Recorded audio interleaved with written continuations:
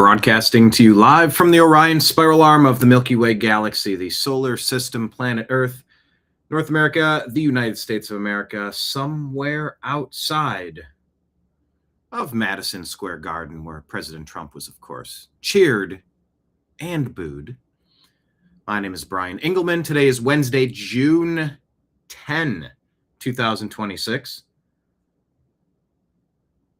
In this right here, the thing that you are watching.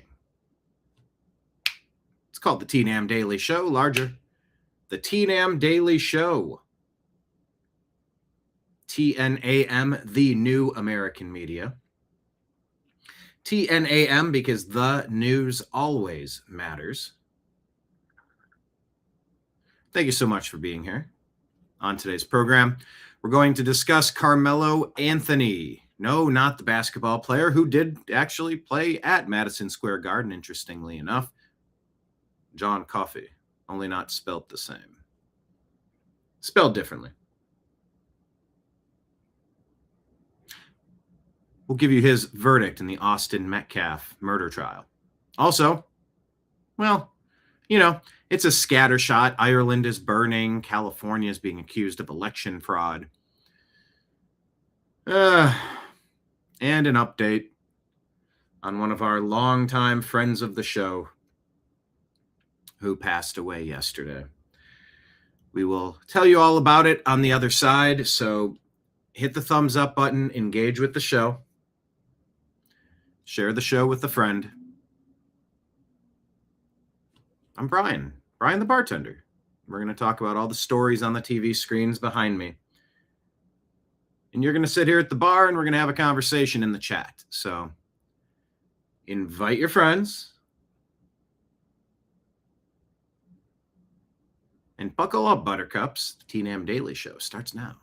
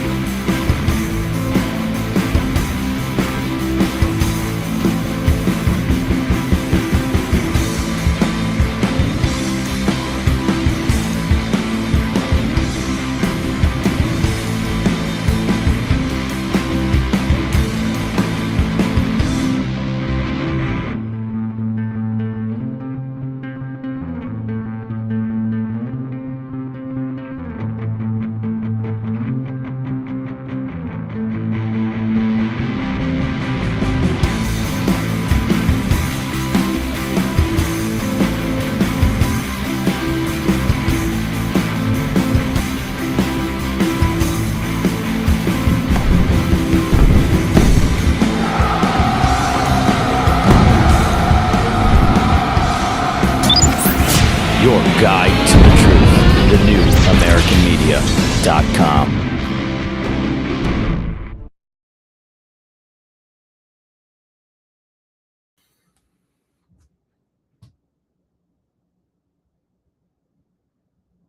Thanks for being here, everybody.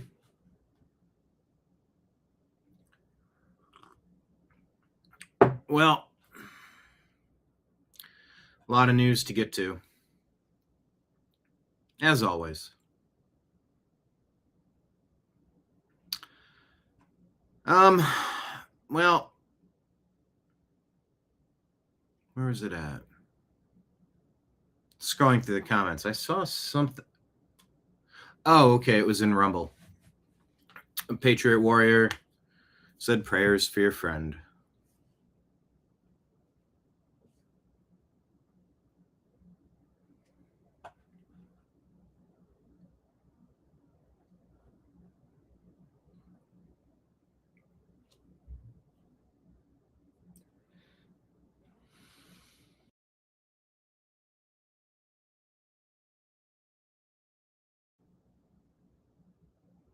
Well,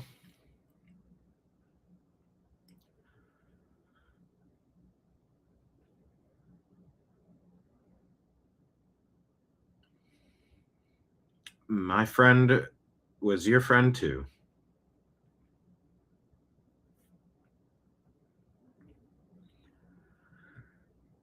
Marion says, howdy, Brian and the TNAM team.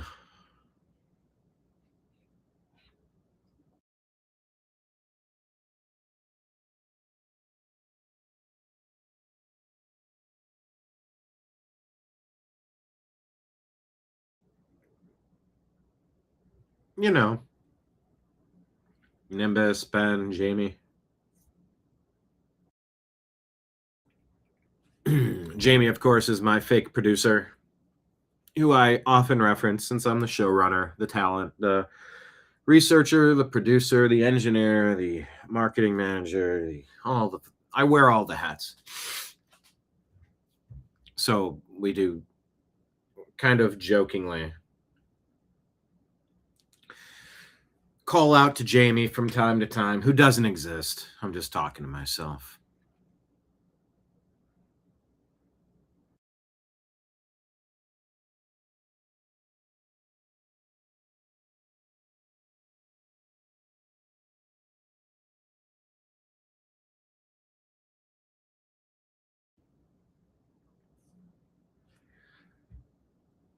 Yep. It was Nimbus.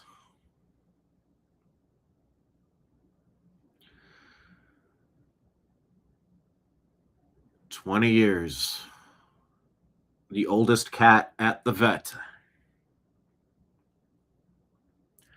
Did a double check yesterday. Actually, on Saturday. Trying to just kind of had a conversation and said, how long has Nimbus been on this Silencia? Because it was a few years ago I noticed he just one day he wasn't able to jump.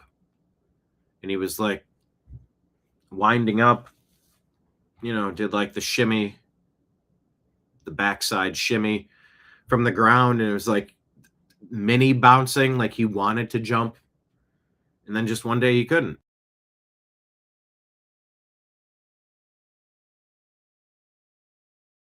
I said, oh no, this is not good.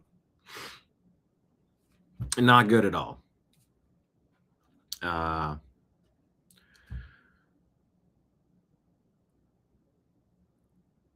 So he ended up on a medication. I don't know what's happening. Why isn't the chat showing up on the screen? Oh, because it's a full screen. Here, let me just share this screen and then I'll try to get your comments up here. Is anything working? Hang on. It's not letting me share the screen. All right, you can still hear me. I'm trying something here. Okay. I can try it that way.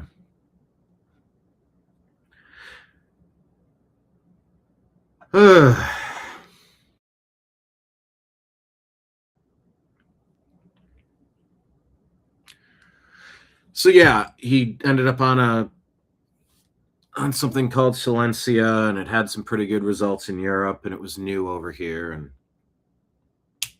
it. Let me try to wrap some of this up as tightly as I can. Yeah, since 2019, 2020, it's been a long 6 years. A long 6 years. COVID and other health issues took my mom in 2020, took my brother in 2020. God, was that only like a year later? 2022. And then Astor got sick in 2021. 2022, 2023, Halo. So my two cats, Astor and Halo, both. Astor got a large. I'm just gonna get through this and get into the news because I'm not. I haven't even posted anything on Facebook to all the people that lived with Nimbus over 20 years. Friends that came and went, guests. Nimbus was a mainstay. It was Brian and Nimbus. We were buddies, but Halo, my white cat, we called him the firefighter. Loved sitting by the sink drinking water. And he'd be the first to run in. If any of the cats were bickering with each other, he'd run in. What's going on? What's going on? And Astor, just a physical specimen, built like a racehorse. I mean, he was just pure black cat. Halo was a pure white cat. Just so loving, both of them. And yeah, having to say goodbye and to help ease your buddies, your family out of suffering. It's brutal, like there's no, I don't know. It's hard to say. It's hard to say what's worse. I mean, there's 100 ways to go. I guess if you pass in your sleep, that might be ideal. Maybe, the old joke of passing away during intercourse would be a great way to go. Go out on top or on bottom. But that is actually a pretty decent little piece of a joke you could expand a minute or two on. But there's not too many good ways to go. But when you have to be the one to ease your buddy's suffering, and you have to take on the burden of making that decision, are you waiting too long? Are you doing it too soon? Oh God, is that never an answer? It's never easy, but yeah, we got to get on with the show.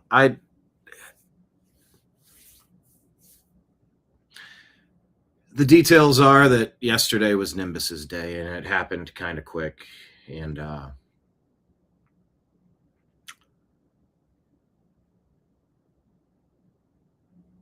he's, I look back. I was just watching it, by the way.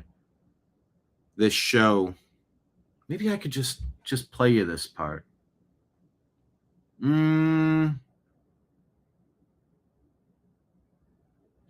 You know what? I will. Here, let me start.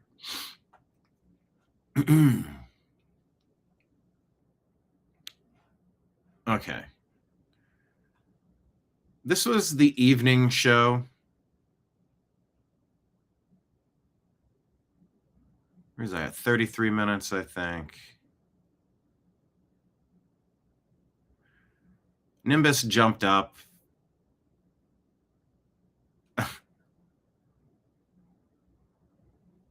Here, let me just play this for you for a second. Now, how do we full screen this? Driverless cars, robots, Mars. But we don't normally do night shows.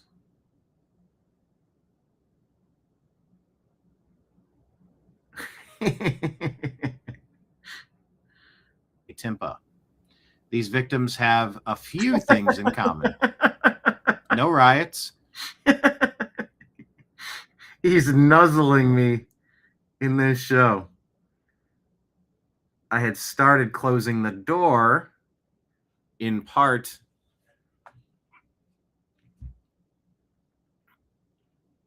Yeah, I wanted to go out, or I started closing the door in part because Nimbus would jump up and he would get all up in my grill, and I would clear space. I brought in an extra chair with a blanket for him to sit in. He didn't like it. I cleared out a flat space over there. He didn't like it. I moved out space over here on the desk. He didn't like it. He just wanted to be like cats do. Cats have an infallible way of finding what you're doing and getting in between you and it. It's sweet. It's endearing. It's, let's be honest, it's not easy. It's not conducive to getting work done. But, my schedule changed over the weekend. I had projects that I needed to finish on a timeline, and Nimbus jumped in. And he sort of stole the show. So let me just, it's a great way to show him here. So let me just play a moment of this. Having to watch that. Just a few minutes ago, He's just Matt Walsh. I kept leaning in to give him headbutts, to give him attention while I'm trying to type, while I'm trying to navigate. I got a mouse in one hand, I'm typing with the other. Has some thoughts on it. The three most Nimbus just kept nuzzling onto my beard, wanting attention. Most egregious body cam videos over the past decade. And here's the thing, I'm allergic to cats.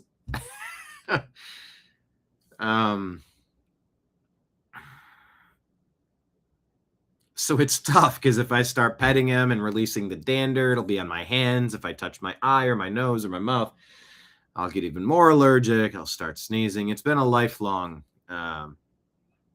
situation for me. So then I'll try to pet him, but like, here, let me use one finger and try to keep that one finger away from my eyes. You don't even realize how often you just reflexively, you touch your face, but when Nimbus wants attention, he gets attention. Cops unequivocally murdered someone. He's just leaning his head into me. Or left them to die are Henry Nowak, Daniel Shaver, and Tony Timpa.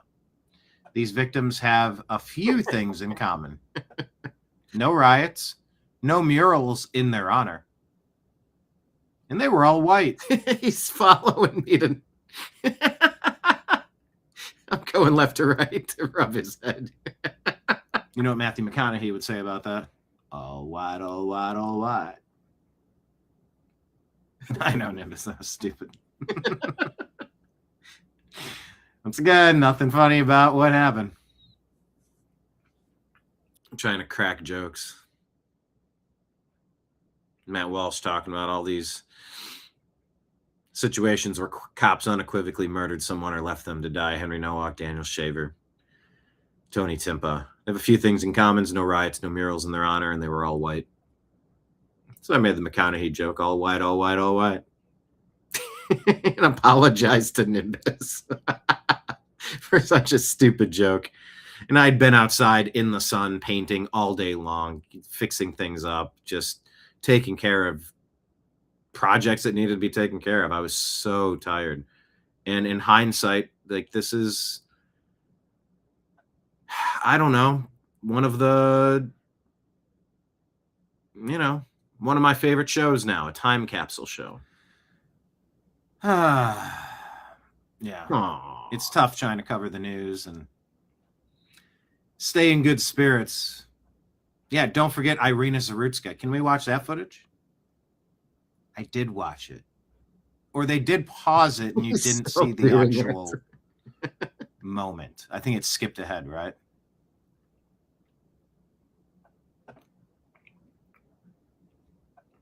Yeah, was it subtitle AI dubbed? I mean, it was definitely something, but being that it was Poland, I don't know if it was dubbed into English. He just kept moving his head up to... Aww. Yeah. It's a... He did not always do that. And like I said, recently, the other problem was he would try to jump up and he would miss. Even the medication, it didn't fix the arthritis, the degenerative condition in his joints and his bones. But it kind of helped him deal. And he was able. I mean, he'd go up and down the stairs. And even yesterday, after it became obvious, I mean, he couldn't move. He was sleeping. He jumped off of the bed down onto the floor, and his back, he was almost completely immobile at that point. He sort of just took a spot on the ground and just fell down, and he was down. And he rustled up the ability still to somehow make his way over and go downstairs. And I mean, a few steps at a time, but like his right hip, his back, leg, it was like having it wasn't working anymore. And he even made it up the stairs one more time, right up to the top step. And he was, he's had digestive issues. He's had,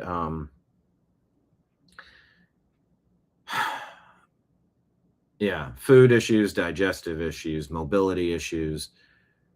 But you could still see the spark of life in his eye, and he was still as sweet as ever. And it's like, whatever it takes, whatever it takes to give you some more time, buddy. And so we did. But yeah, I got concerned about him jumping, and he would jump into my lap, or he'd just jump up onto the desk, but then he'd miss sometimes. And I'm like, buddy, I can't have you jumping and missing and hurting yourself.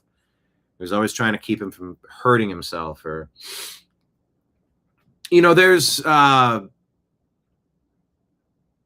there's a line from President Trump, and I'm going to ask Grok.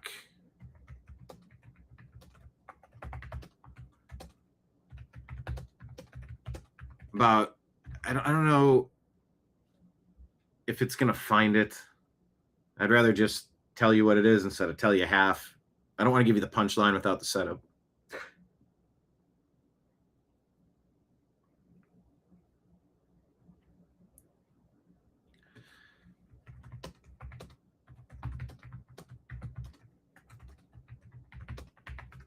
I've seen this clip. I've heard people talk about this. I'm trying to remember exactly how it was phrased and in what context.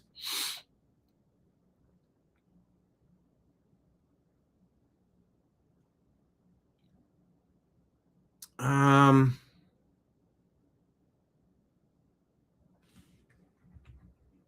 not finding it.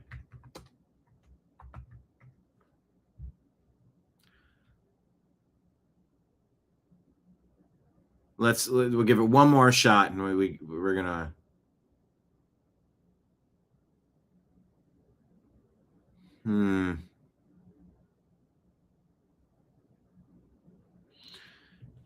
All right. Key descriptions of Trump's view. Other than golf, President Trump considers exercise misguided, arguing that a person, like a battery, is born with a finite amount of energy. You got a battery, so why use that battery on? Trump views excessive physical activity as draining your limited battery and wearing you out prematurely, rather than building health. He prefers conserving energy.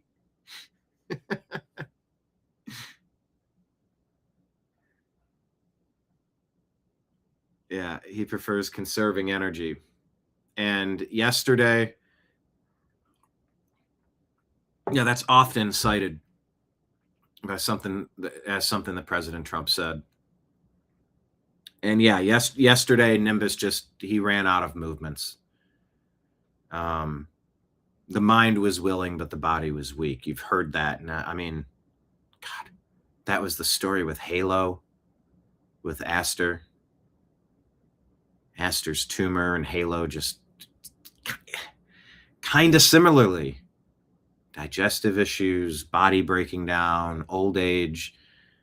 My brother and my mom, like they were, when the body goes, the body goes. And sadly, that was yesterday. Marion says, but Brian, you did give Nimbus his best life ever. Man, from an orphaned LA street cat. Yeah, we flew across the country with Nimbus, and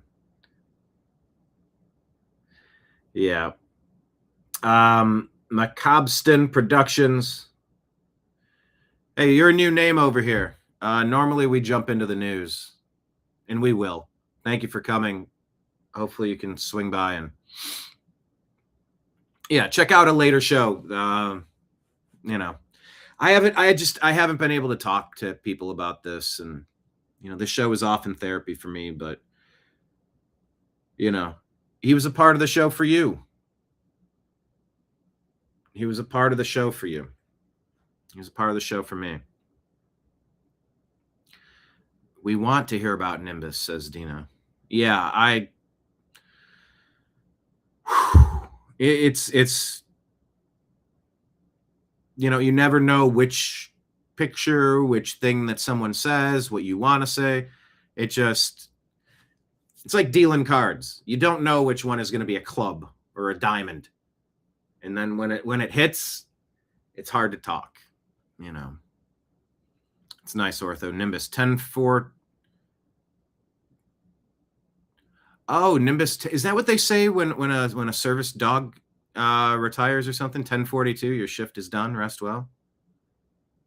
I've seen those final days with the German Shepherds, and it's like, oh. Kenneth, get a 3D crystal done of Nimbus. What does that mean? How does that work? Rob says our pets are family. Always hard to lose them. Yeah, I know. Want to go out laughing at a joke. I was so slap happy on that late episode over the weekend. And I'm just glad we shared this moment together. Global flash. This. I mean, you see how loving he was. He was just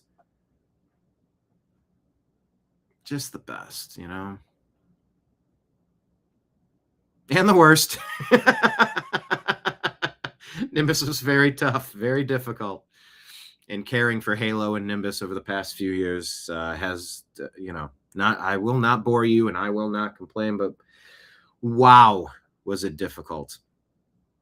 But love is love. And look at that. I mean, he just keeps nuzzling and just keeps saying, like, you're my favorite person. I love this show. And there's several moments. I was scrolling through about 10 minutes after this. I just mentioned how Nimbus was looking up at me with big kitten eyes. He walked around and he sat right on top, like right in between my keyboard. It's like right on top of my left hand, so I can't really move and type accurate. I mean, and then he looked up and he had just these, I said, he had youthful kitten eyes, and he'll do that sometimes. And he was just, I don't know if this was him saying goodbye or if this was just him being him, but man, Ken says pets are in your path for a good reason. How so? What do you mean? Nimbut, as in Nim headbutt. Yeah, you know, if you see someone's cat or dog that doesn't want to be near their owner, you know, that's a bad sign.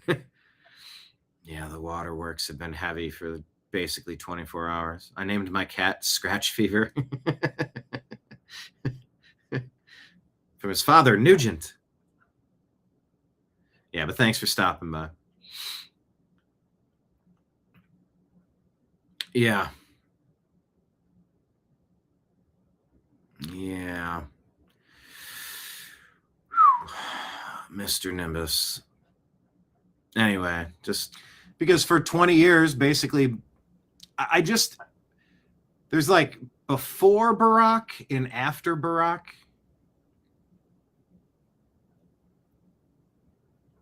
No, I can't do that because that'd be BB. And we're not even getting into that topic right now. Before Obama, BO. Okay, because that smells, body odor. Before Obama and after Obama. AO. And boom, boom, boom. And let me hear you say AO. AO. Nimbus perked up. Basically for 20 years. Now I'm just resting my chin on his forehead. You've been hearing things like right-wing extremism. White Christian nationalists. Whites evil. Whites are. Anyway, that's where he moved along. X. Oh, everybody, make sure you're following. Where is that moment? 33 minutes. It doesn't get better than that. Right. Oh, hi, Nimbus. Oh, he is being so sweet right now, guys. And I had to point it out because it was excessively sweet. Not in a bad way. I mean, it was just like, why are you being so sweet? Like, I want to stop the show and just pal around with you for a little bit. You wanted the attention, you know? And I'm trying to work. I'm trying to give him attention. I mean, he had like kitten eyes again. He seems very youthful sometimes. This is one of those. Anyway. All right. So that was, man. And just, yeah, I could tell he was very much loved. He was. And Kenneth, I appreciate you, sir, dropping a super chat. Here's to Nimbus. Yeah, let's do a simultaneous sip to Nimbus and Scott Adams, a guy who I'd looked at as a podcasting mentor. He was just an interesting thinker. I really enjoyed the show. Got a lot out of it. He passed away within the past year, 6 months ago or something. I mean, it's been a lot of loss for influential people, but cheers to Scott and Halo and Aster and Nimbus, of course. If you'd like to join me in a simultaneous sip, all you need to do is grab a cup or mug or a glass, a tankard, chalice or stein, a canteen, jug or flask, a vessel of any kind. Fill it with your favorite liquid. I like coffee. And join me now for the unparalleled pleasure, the dopamine hit of the day, the thing that makes everything better. It's called the simultaneous sip in honor of Mr. Nimbus and Scott Adams. And it happens now. Go. My soul feels comforted already. Thank you, Kenneth, for the super chat. If anybody wishes to send flowers for Nimbus or contribute, another $5,000 vet bill by the time cremation and everything is sorted out. Rumble rants and super chats and all those things. I'll put the other thing on the screen here. The captions. Yeah, Venmo, Cash App, PayPal. All scrolling at the bottom of the screen. Thank you. Yeah, in honor of Nimbus, anything, whenever comes through here, it's going to pay the hundreds to the vet. For yesterday, just emotionally draining. You have a Nimbus? You had was it a cat or a dog, Ortho? Named Nimbus as well, under a magnolia tree. Yeah, I considered just burying Mr. Nimbus, and I don't know. Hey, what good choice is there?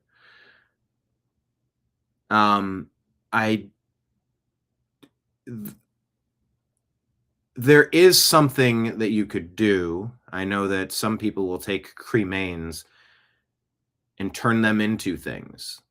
Like maybe like a piece of jewelry. You can include them somehow and wear them around with you. Well, rest in peace to your Nimbus as well. Was he a cat or a dog or she? Russian gray. Yeah, just like Nimbus there. Oh, that's wild. Oh, yeah, Nimbus was a dark gray storm cloud for sure. Oh, man. Russian gray, just like my Nimbus. Yeah, Nimbus did have a forever home. Just like I started calling the downstairs area when Halo got sick. It was not pleasant trying to negotiate and navigate. How many litter boxes do we need? Do we need pee pads? Okay, I guess we got to roll up and throw out this carpet now. And it was just like, is there any easier way to, they were good when they were good. And then when things weren't working well, they weren't working well. But yeah. Throughout all that, it was like, okay, well, I guess this is what I got to do now. And yeah, yesterday, prior to him jumping and, his injury and alongside all of the other things, it sure seemed like yesterday was a day that he was having problems before that exact moment. Because as I went around to go, gather things to get his carrier and this and that, there were multiple areas in the downstairs where he had sort of lost control of his Nimbus ran out of movements. He ran out of his body just broke down yesterday. So yeah, that led to almost a day of breaking down emotionally. So, Nimbusita, the female. Nimbusita. I had a panther and it turned into Pantherita. Panterita. She passed away as well. She was adopted out to a forever home and passed. Well, that's interesting, Ortho. We both had a Nimbus. Cheers to both of our Nimbuses. Oh yeah, I had a chance to say goodbye. I wish I didn't. As weird as that sounds, for years I would walk into where he would be, and he'd be sleeping, and I'd look and I'd go, "Are you? Can you see his chest? Can you see him breathing?" Because he had issues, and you just never knew. Cats get 17, 18, 19. It's like a 100-year-old cat. That's a lot of age. And this was an unanswered prayer. I did ask God, this has been brutal. Having to ease the transition of. Do you hear Ben yelling in the other room now? One of the reasons why I closed the studio door. Ben, I'm in here if you want to come up. Yeah, come on. But I did. I prayed. I said, "Dear Lord, I am so tired." And Nimbus is he's tired too, and his body's breaking down, and I don't know how much pain he's in, but he's got to be in pain. And it made everything so tough. For him, it was tough on us. It was tough on us together. It was tough on if I would leave town. I mean, this is twice a day, someone needing to come over and take half of a pain pill and dissolve it into a couple drops of water, filtered water, and then mix that in with wet food because he couldn't have the dry food anymore. It used to be easy with the litter robots. The litter robot here that just cleans itself. And there's a water fountain that he loves the water fountain. I have a video of his last day yesterday, right before I had to take him into the vet. Just drinking tons of water fountain downstairs. That was with us in Los Angeles. It's been cleaned 1,000 times, and he'd sit back down. He'd eat food at breakfast, and he'd often, God, I'm just going to talk about Nimbus today. Didn't even want to. No, I mean, I want to, but I don't want to just babble and cry. We got news to get to, but he would do this thing where he would find something. It could be anything. He loved folders or magazines. He would do this.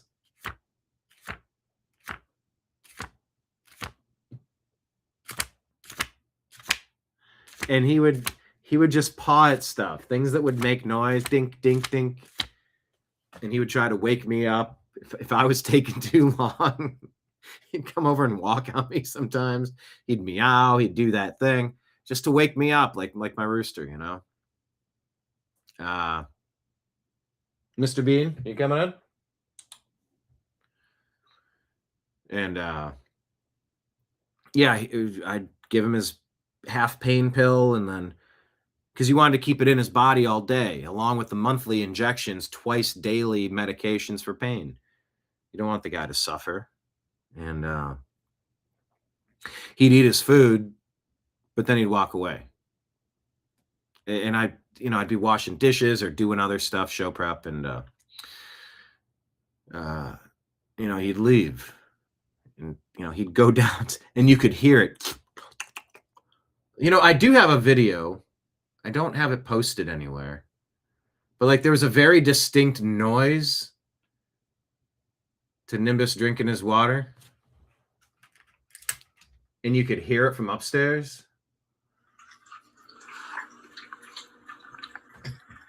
Here, how can I do this? Hold on. I'm going to find a way. I will find a way. Technology is not failing me today. It's just acting up a little bit. All right. There we go. My green screen. There we go. If I have something in front of it, I can show you. But this was the noise I would hear shortly after feeding Nimbus, and then he walks away from his food. And then if he walks away from his food, Mr. Ben, would go start eating his food with the medication. I'm like, no. Yours is over here. And then I'd have to move him to the other room. I mean, it was the amount of bandwidth it took to change his diet, to do the twice dailies, to keep one cat from taking the other cat's food, to give one cat treats but not the other so he wouldn't get sick. It was a nonstop daily task, but this is what I would encounter. Can you hear it?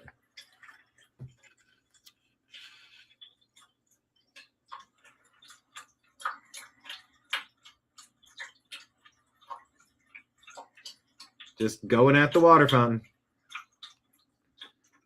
And I would hear that from the other room.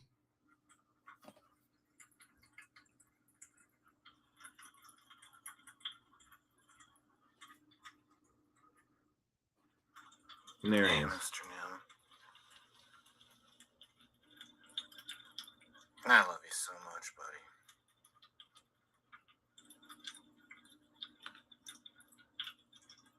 Yeah.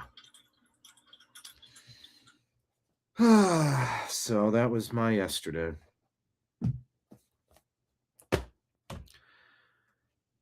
Whew. Oh God, when did vets stop being affordable? Oh my God.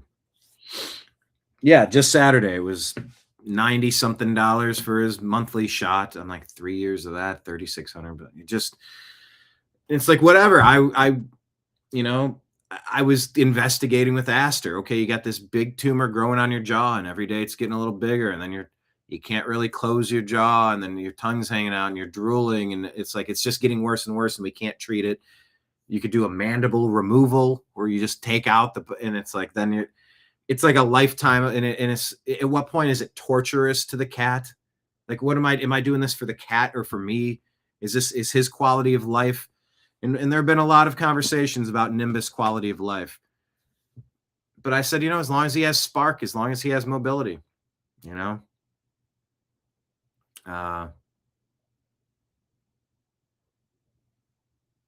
yeah, but it was like $100 a visit. And then it was, well, I just ran out of the split in half pain pills. Let's do another, I don't know, $60, $30 for a month of pills. So it's $120 a month plus the, then you got the vet visits. Then yesterday it was the injection and then the cremation and then you just going, but it's like, if I had I took Aster to multiple specialists. Is there anything I could do?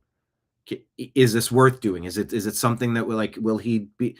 And they all just said, you could, but I've seen cats just go through it and they don't survive it. It's not easy to survive. I've seen cats go through it and they're miserable and they're in constant pain. And it's not just super expensive, which it would have been to try to help Aster. And Aster is so strong and just vibrant and loving. And but his body failed him. And it was like, it start, changing the shape of your jaw, and then the teeth are moving and the roots, and can't chew, and tongue, and just, there were no good options. Had somebody said, I've had success with this here, this is what I did for this cat. Here's how long they lived. They had a lot of fun. They were all just like, you could, but I would not do that to my cat. It's not a good likelihood. It's very difficult. It's super expensive, and it's not like my Chevy Blazer in Los Angeles. When my engine went, a cracked engine block or whatever, it was like, well, for a couple $1,000, we could go to the junkyard. We can get you a new engine for this, a new rebuilt engine. Couple $1,000, you got a good car here, but at the end of a couple $1,000, you're going to be in a good position. You'll be back on your feet again, back on the road, back up and mobile, much like with the surgery. Hey, pretty good success rate. But this was like, yeah, It'd be a couple $1,000 up front, and no idea if your vehicle is going to even run. And 97, 98% of the time we do this, the vehicles don't run. So if you want me to try, I will. Also, it's going to be very painful for the thing that you love. And it's like, damn it, I got to make this choice. Don't make me make this choice. And yeah, like when in the comments, at least you got to say goodbye. My prayer was, please don't make him have to go through this, and don't make me have to go through this. Just take him in his sleep, please. Whenever it's his time, please take him in his sleep and don't let him suffer. And that wasn't how it went down. I mean, I've seen him wobbly, just gets up and starts walking, and like the whole back end just kind of falls and goes off to the side. But he would regain his balance, and we'd keep it up, and he couldn't do everything he used to, but he'd go up and down those stairs for that water every day,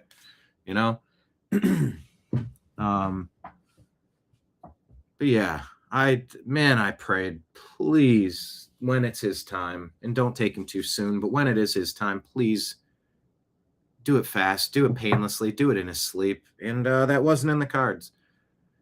And I don't get to... But he was still a trooper through the very end. I mean, I'll one of these days, I'll share some more stories. I do have a book that I've wanted to write for a long time, along with the screenplay for another project. Screenplay for Moon Saloon, and then a book called Nimbus Loves Christmas. Oh, man. When we would put up the Christmas tree...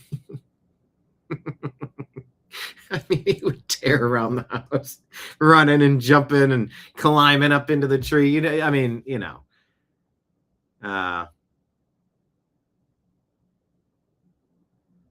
I'm feeling very motivated to make the book or the animated series Nimbus Loves Christmas.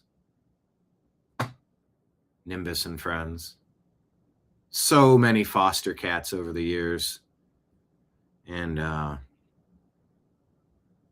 it was a great and a greatly challenging 20 years. That's for sure. But I mean, when someone's with you for damn near half your life, I mean, damn. My brother was with me, didn't quite make it to double that. He lasted 39 years. Nimbus made it to 20. That's over 100. And how old is 20 human years in cat years? Roughly exactly 20 years old. 96. One cat year is 15. 2 cat years is 24. So it's the first year is 15, then 9. Then each an additional year after the first 2 is 4 years. Wow.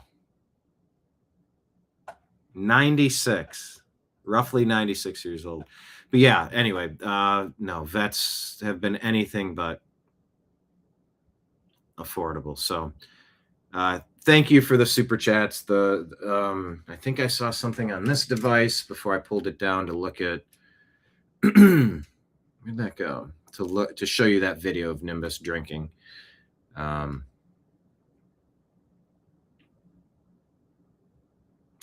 Yes, thank you, Patriot Warrior Texas. Sending the prayer hands and $50 Rumble rant for any extra expenses for sweet kitty Nimbus. Thank you.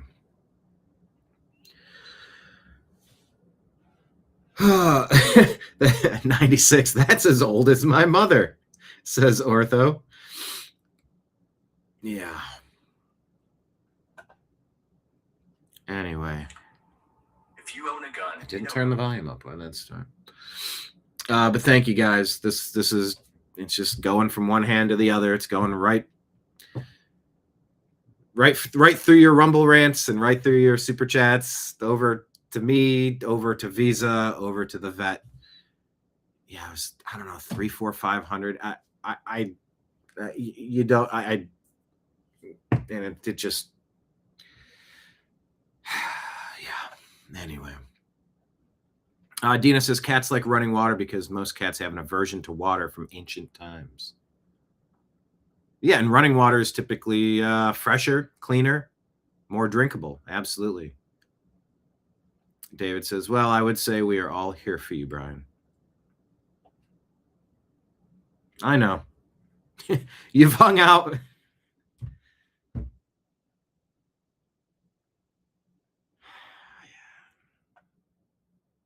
You've hung out with me today for part of my Nimbus eulogy. So thank you.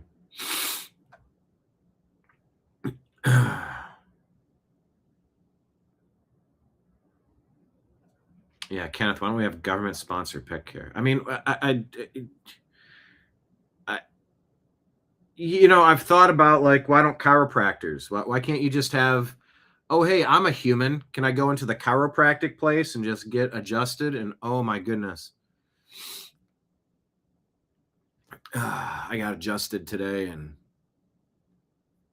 I was a wreck. Neck, back. They did the hip rotation.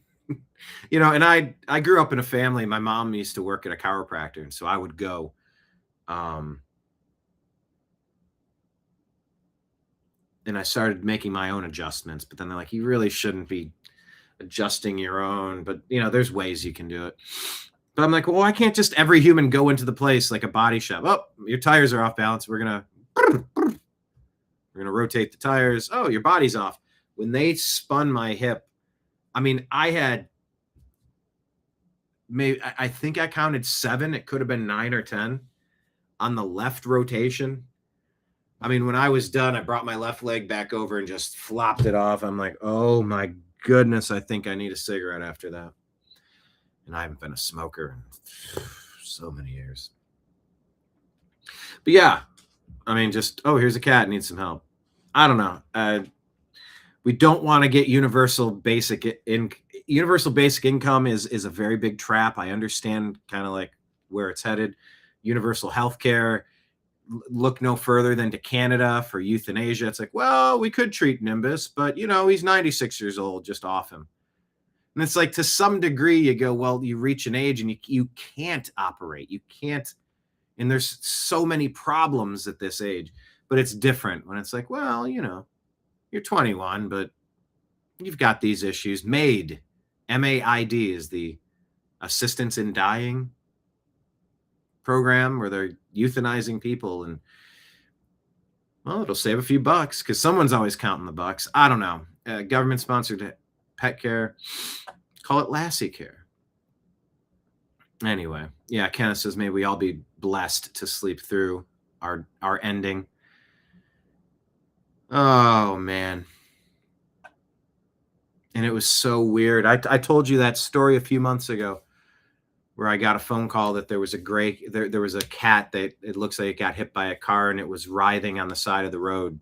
Can you come help? And by the time I got there, the cat wasn't moving. It was in the rain. It was like a Russian blue. And I picked the cat up and laid it gently into a box and took the box to the vet. And I said, I don't know what's going on. This cat was on the side of the road. It was moving. Now it's not. And, but when I filled that out, I didn't know, maybe it hurt its leg and you could work with that or something. But the cat passed and I had to fill out a form that I was surrendering a cat. And he was kind of like a Russian blue. And I said, he filled out the form and I named him Nimbus Jr. And while Izzy was here, I'll show you one more.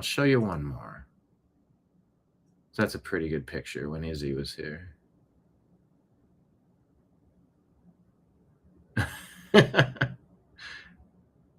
I guess there's 2. But yeah, Then Nimbus got really sick while Izzy was here. I think maybe he got into some Dairy Queen somehow, and then he was super sick and then super dehydrated, and then he was upstairs where it was hot. And I thought, oh man, he was panting and he was dehydrated, and I'm like, he's gonna expire if I don't do something. And I took him back to that same 24-hour vet, not my normal vet. And we waited in the room for a while. I'm like, can we give him an IV? What do we? And Nimbus finally perked back up. And I'm like, are you okay, buddy? Can we get home? Can we get through this? And we brought him back home. And then he ate and drank a little bit because he hadn't been eating or drinking. And I'm like, I think he's gone. And so it was like with the cat that was on the side of the road and that incident where I had to rush him to the emergency. It's almost like both of those incidents were preparing me for this. You never expect it to actually happen. You never really anticipate, like, whatever. He'll be fine. He's always fine. Even when my mom went into hospice, I'm like, she's fine. She's always fine. She survived an aneurysm that dropped her in a parking lot, had to be helicoptered in. They put gold stents in her brain to something for blood vessels, and just always, ooh,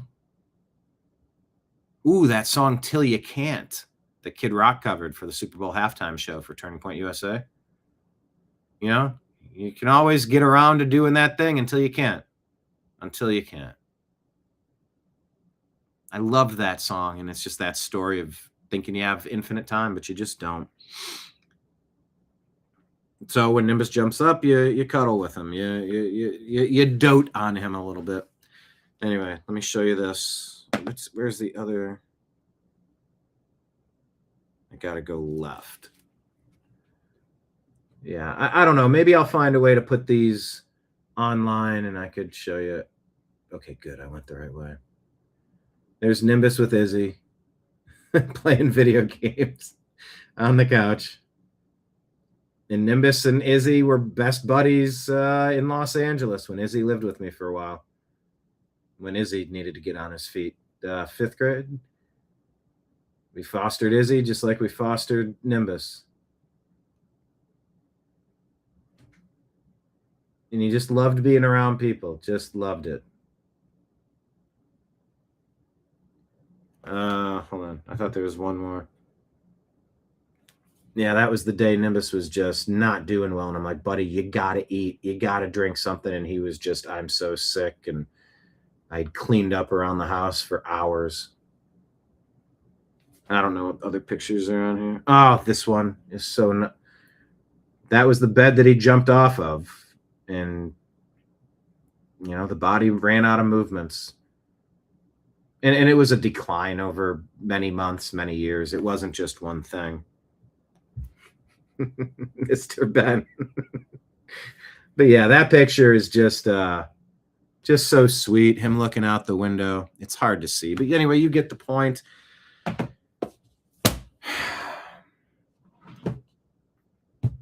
You get it. How Nimbus stole Christmas.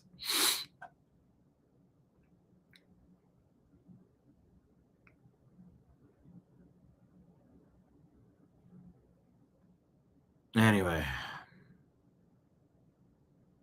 I keep telling my mother-in-law that. Yeah, maid is criminal. I mean, that's what happens. Kenneth, grateful for the time that you had together. I know.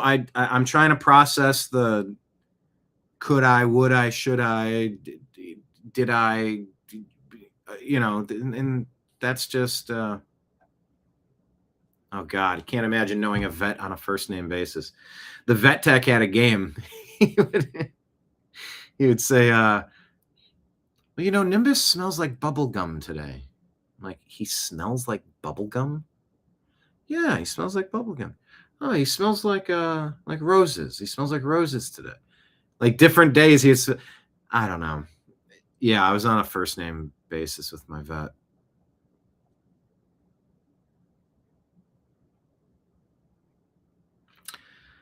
My keyboard is going to short out from my tears. Yeah.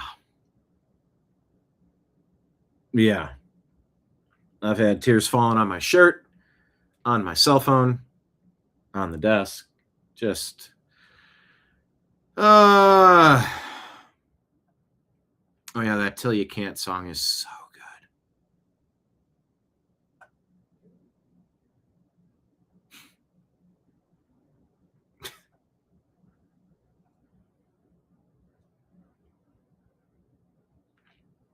Yeah.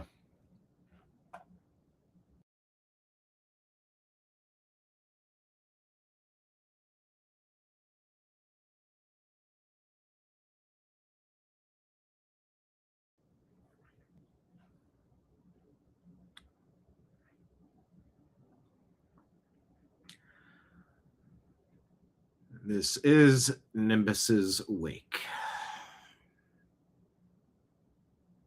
Yeah. Eyes keep leaking. Yep. Yep. Or I thought you said your Nimbus loved video concerts. You like watching a concert on TV? Is that what you mean? Okay.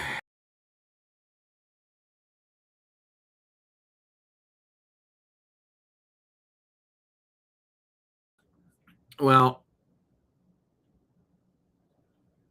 this isn't as.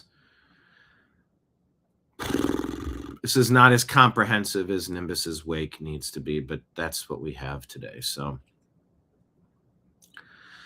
didn't even want to bring it up because I just kind of can't talk about it, But that was my yesterday. How was your yesterday? Other than the ending, how did you enjoy the play, Mrs. Lincoln? Oh, good grief. Oh, okay. Your Nimbus loved watching DVD concerts. That's awesome. You're right. The proverbial question, is it better to have loved and lost? Okay, here's an agree or disagree question. Is it better to have loved and have lost than to have never loved at all? Do you agree or disagree? Tell me in the comments.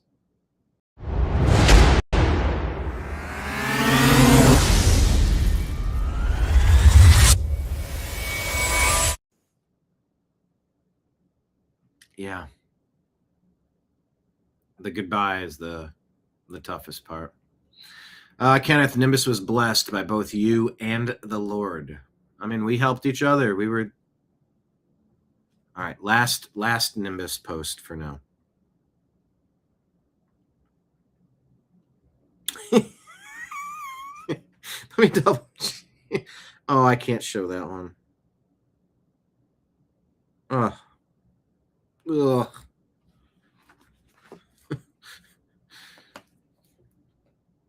Yeah, this lighting. I need to upload these so I can just slideshow them. But there he is, just sleeping on the whatever the credenza, whatever you put your feet up on, whatever that's called.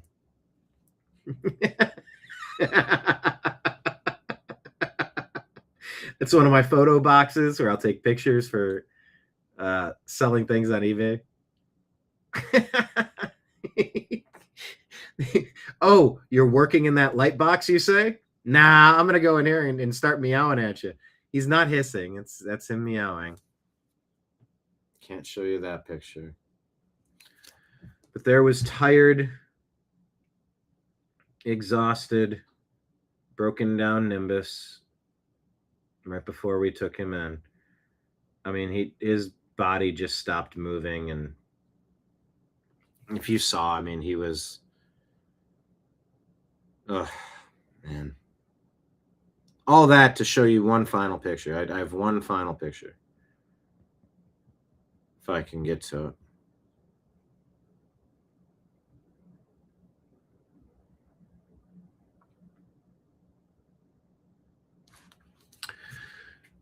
There he is, cuddling on the couch, just laying his... There we go. Just laying with me on the couch. Just you couldn't ask for a much better friend. There we go. Here, how do I do this? Will that work? Anyway, you get it.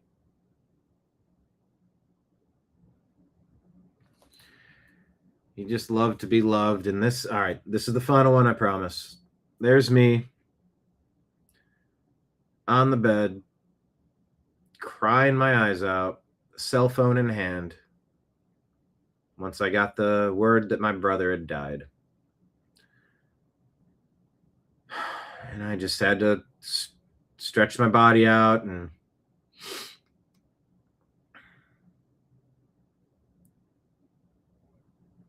laid there, and Nimbus came over and he knew I was crying. And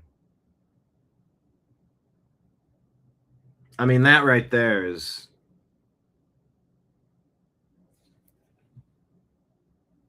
just, consoling me.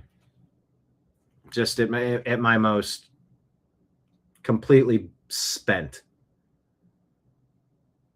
And he came over and laid with me and gave me some comfort and strength and love.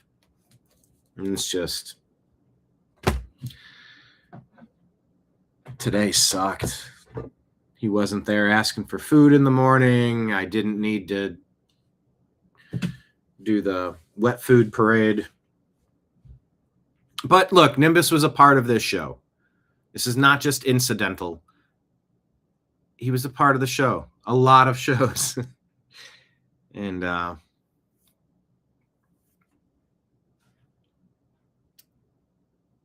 he was blessed by both me and the Lord. And, he gave me strength and love, and I tried to give him strength and love. We were there for each other through a lot of stuff. So,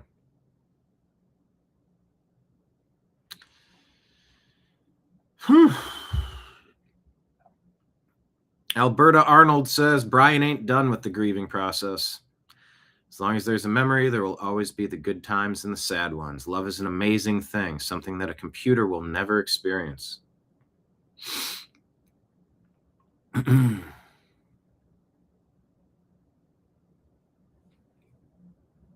I know, some very nice photos. I have 20 years of Nimbus photos. Good grief. How am I going to put these all into one spot? You can't. But I'm going to work on Nimbus Loves Christmas. I don't know what greater universe I can create to make it a... But all those foster cats, they all had their own personality, and pets are the fingers of the Lord. Pets are the fingers of the... And here's the thing. Smokey was my cat, the Russian Gray, growing up. One of the guys on my baseball team had a litter of kitties, and we adopted that one cat, who was my growing up cat from 5th grade till I moved out, and 15 years later, or whatever it was, 10 years later. And then Nimbus came and found me. Neighbor called up, Brian, there's a cat in the laundry room. Mew, mew, mew. I guess I got a cat now. Brought him right in, hanging out with me and Gizmo. Loved Gizmo, my rescued cat from the former lead singer in my band. But yeah, 2 Russian Greys have found me, and 2 Tabbies have found me. I had Les and Mo and Les. Get it? Mo, or Smokey, was the Russian Gray when I was growing up. Mo and Les. Les was the Tabby, the outdoor-indoor. Then I get to LA. Russian Blue finds me. Have him for 20 years through all of the ups and downs of 2 decades. From way back in the George W. Bush administration. Can you, like, that doesn't even seem, that feels like a million light years away.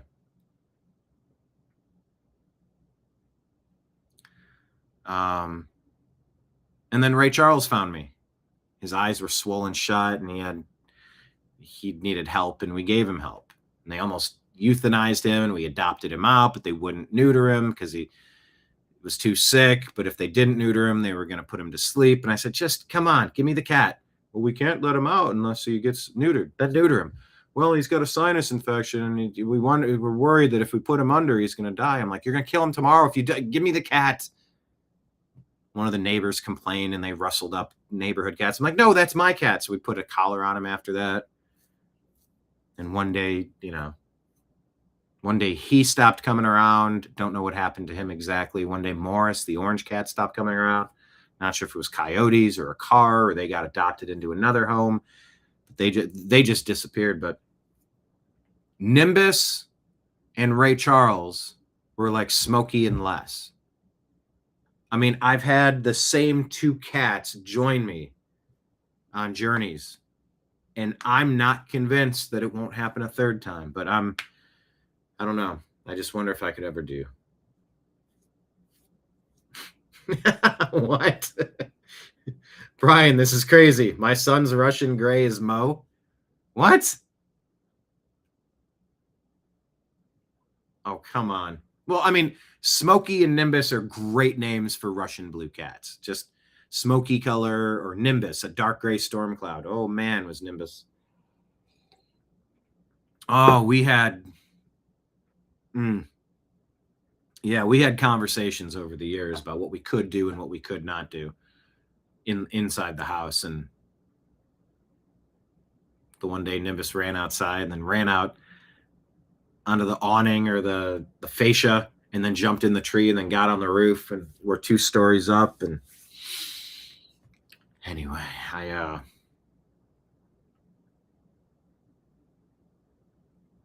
Nimbus ate Christmas. Nimbus loves Christmas. Nimbus loves Christmas.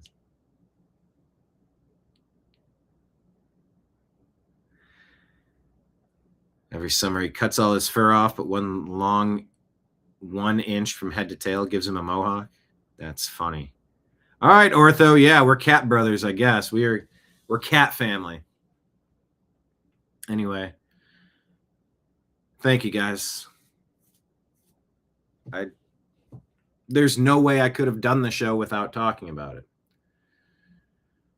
I can't pretend that that's not the big thing that happened. But I really enjoyed playing that show. That if it wasn't out of normal rotation, that late night show from, I think that was from Thursday or Friday, I wouldn't have had those moments with Nimbus on air with you so recently, talking about his youthful eyes, and just, he was being so sweet. You know, once I process and compartmentalize and just wrap up all of the other thoughts and questions and second guessing, you know, I'll try to keep going back to those great moments. My friend's cat, Steven, was a big fan of Cat Steven. All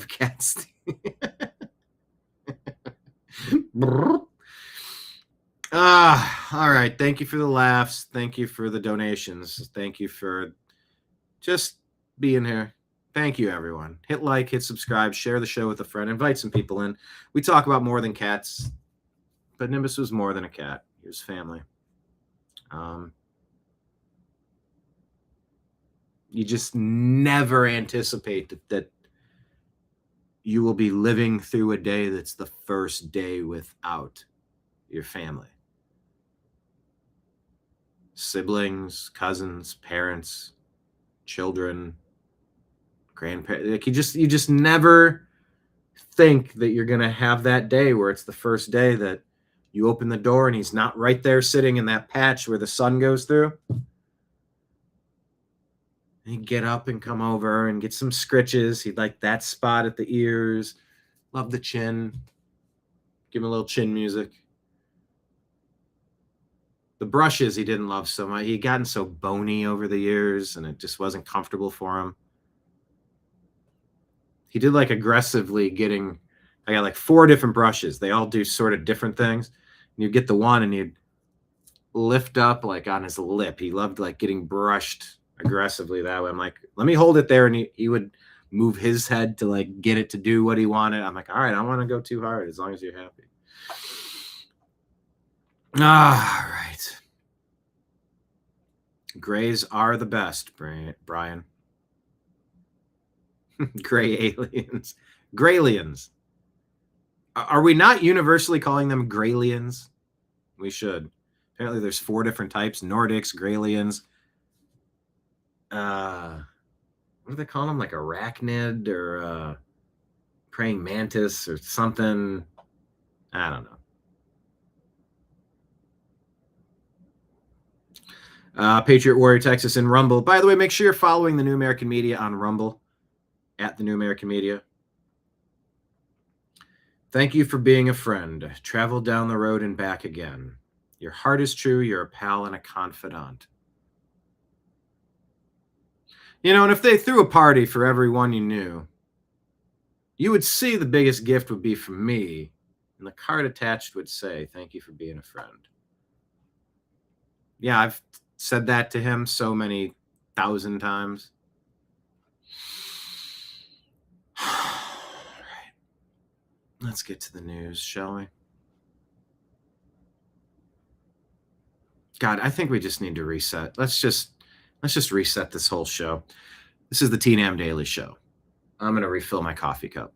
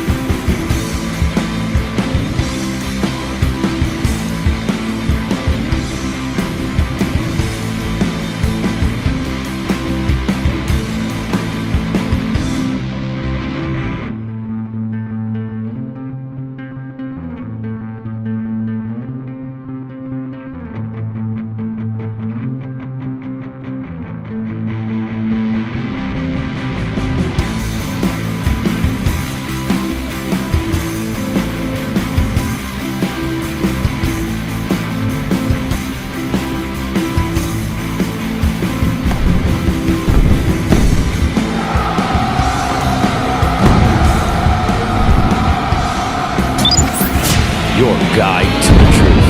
The New American Media.com.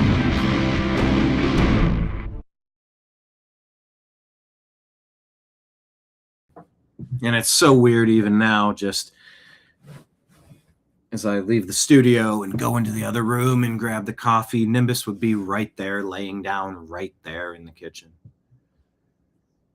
Or he'd be over on the couch and I would look over there. And it was tough because Nimbus would get right up on your ankles sometimes, and he'd be right, like you'd turn the, it's like, how did you get there? And I don't want to trip on you. I don't want to hurt you, and I don't want to hurt myself. That's for sure. I just keep glancing around because I just got so used to worrying, are you okay? And let me check on you. And because he was deteriorating quite a bit over the past few months and the past few years. And when you're close to it every day, you sort of don't see it sometimes, but you'll have people over and they're like, ooh, he's having a hard time. I'm like, is he? They're like, yeah.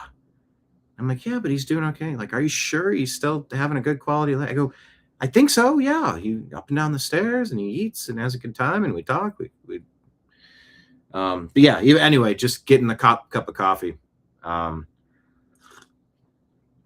He would be right there in the kitchen, but not today. So cheers to you, Nimbus, and thanks, everyone. Thank you for just hanging out. Oh, donuts sound so good. I want to eat my feelings away. Maybe I will. Maybe I'll go have a nice dinner today. Oh yeah, by the way, you know how I share all this stuff with you? There was a whole bunch of other stuff this past week I will not even get into. I have not mentioned, might have alluded to, but not going to mention now.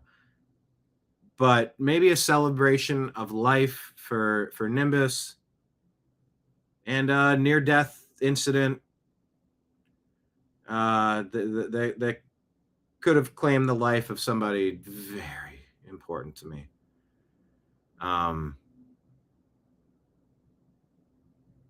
Yeah, You said donut, and I'm like, I try not to normally eat sweets. I don't buy them I can't buy that shit when I go grocery shopping. I can't do it.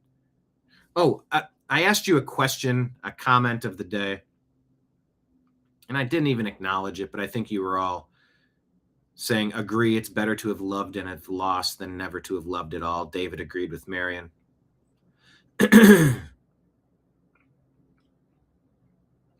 Yes, Kenneth, loved and lost. Yes, I do agree.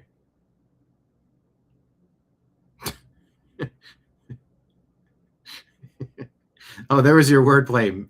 Me how? Meow. Yeah, I will share. Man, how many folders do I need to open to get all the Nimbus pictures now? Oh God, so many years, so many fun experiences. Can't keep talking about them, so I'm going to keep moving. But yeah, anyway, I wanted to acknowledge I can't ask you a question of the day and not talk about what your answers were. And yes, David, let's make today better with some horrible stories in the news. Let's try to ramp this thing up with the most atrocious fucking stories you will ever see. You said donuts.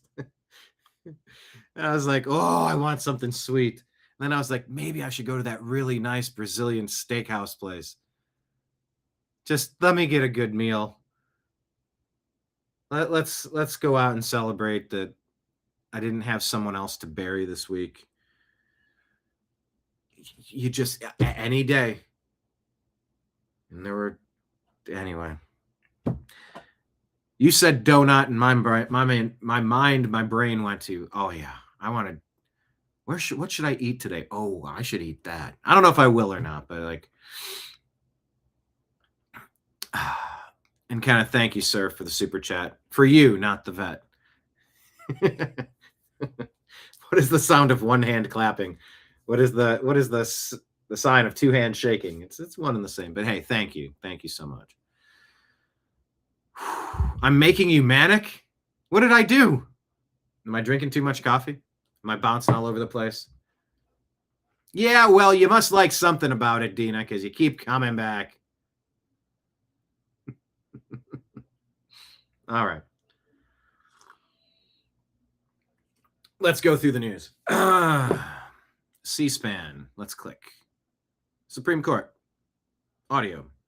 We have lots of phrases that involve two words, the second of which is day.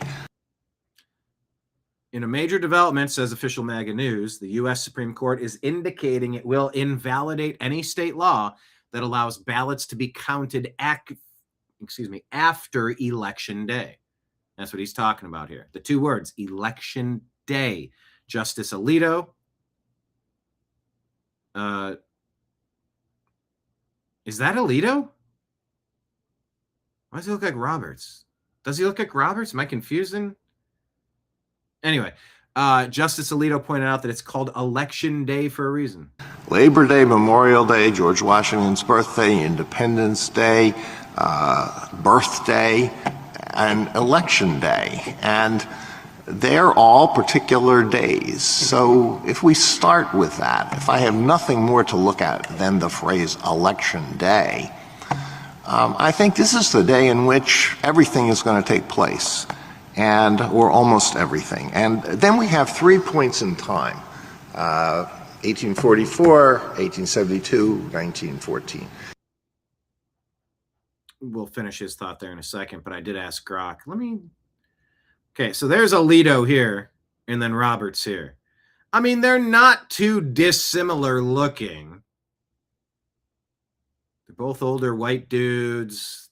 I mean, sort of unremarkable. I knew Roberts looked like Roberts looked, but I guess I just didn't have a clear vision of Alito. Anyway, let's go back to what he's talking about here. And we can ask, what would people have thought on those days is They're going back to a few different points in our nation's history. meant by this phrase, Election Day. Which of those should we choose? Which of those dates should we choose? Well, I think you could choose any of the three. I mean, honestly, I think the single best one, if you're just going to choose one, is 1872. We have lots of phrases. So we'll see. Keep it going. Is there a second part? I guess not a second part, but they're signaling it. Stay tuned, because California has a lot of people questioning We have what a legitimate election looks like and what an illegitimate election looks like. David asking, does anyone know why at the White House they are displaying the emergency broadcast system colors? What are the colors of the emergency broadcast system? This is only a test. Yeah, that was Alito. I just had to see them side by side. Hey, Liberty Tango. Yeah. You got to meet Nimbus, though, right? You got to see him. You got to meet him. You're a relative newcomer to the show. He was long a staple. Yeah.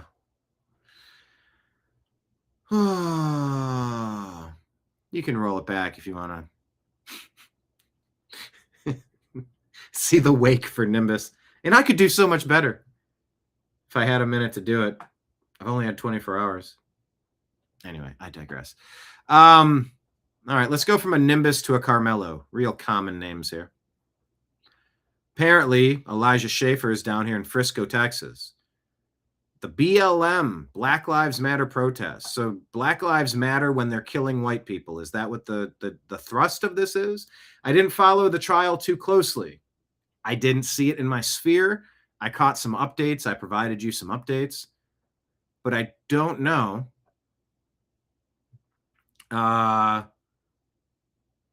Okay. In the comments, let me ask you, type Karmelo, Karmelo, in just a couple of words or one sentence. Did you follow the case? Do you think that the jury got it right by sentencing him guilty? I think.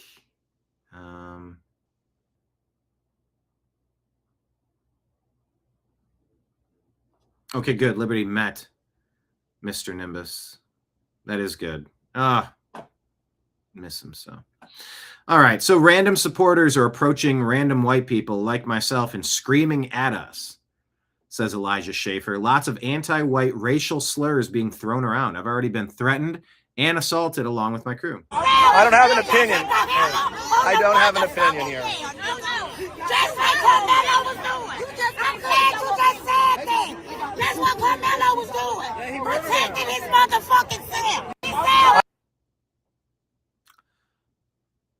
Was there a video that's been released that would give these people such confidence to scream at people that he was protecting himself? How do you know that?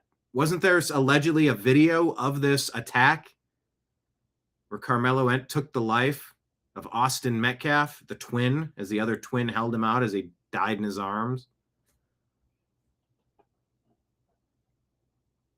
Rob says, yeah, the jury got it right.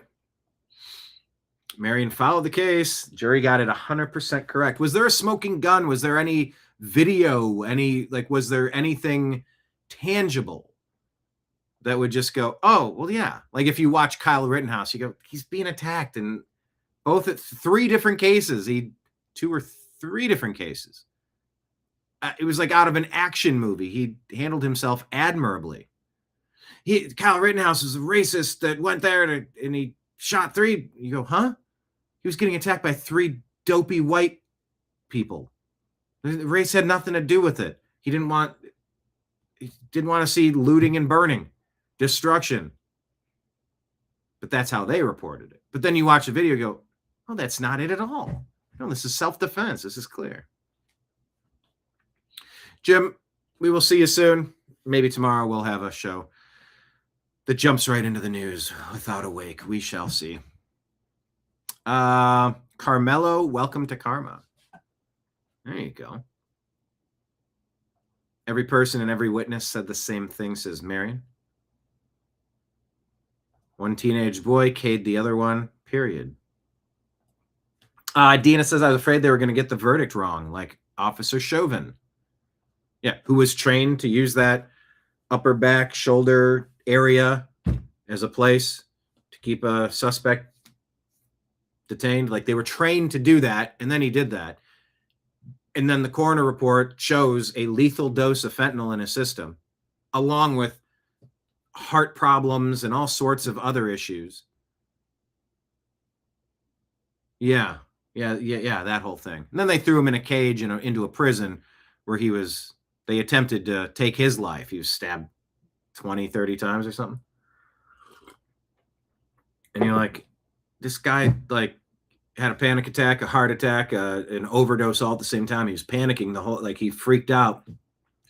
You watched it happen. It's not like the guy choked him out and crushed his neck or something and didn't hold him underwater like that one video from last week where they had a dispute on the lake. So some old guy is attacking a kid on crutches and tries to drown him in a lake. I didn't see any video of Karmelo Anthony, so I couldn't try to piece together an opinion. I mean, the kid was arrested and charged. You figured, okay, well, he is obviously the person that stabbed him. Do we have any information? So if we don't have any video that's going to implicate, not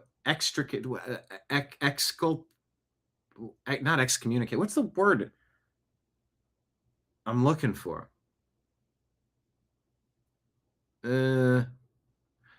If there's not evidence that's going to change the narrative of the story, well, then how in the world could these people be so fired up? So I didn't see anything. And I was wondering if you saw any video footage of this Karmelo Anthony case. I didn't really. Dina says, Chauvin is a political prisoner. A lot of people are saying that. Marion says, everything can't be racist, as racist would then have no meaning. Oh, we've been way past that. Everyone's a schnazi or a shitler or racist. Yeah, when you say that all day long, it loses all meaning. It doesn't matter. It's not believable. You start tuning it out. Yeah, Chauvin was calm looking, almost bored. It was bad optics. I mean, it did look like he was on his neck and K-ing the guy. It's sort of like it looked bad from one angle. And then you watch the whole background and you go, well, he's having a panic. Oh, wait, you pause it on this scene. It looks like he's swallowing the fentanyl at that moment so he doesn't get arrested. Maybe, maybe not. But then you can see he's having a panic attack. I can't go back there. I can't go back there. And he's in the back of the car. And then he wiggles out and he's freaking out, having a freak out, panic attack, heart attack, overdose, done. I didn't see Chauvin choke him out. And then that was the last time he ever moved. I didn't see him hold his head underwater. And it's like, all right, now that's what you got. Or wraps a plastic bag around his head. And then he's convulsing. And then he stops moving. You go, all right. Chauvin took the life of that guy. You see that dude was having a medically induced, a substance induced heart attack, panic attack, overdose. And Chauvin was just like, all right, stay down.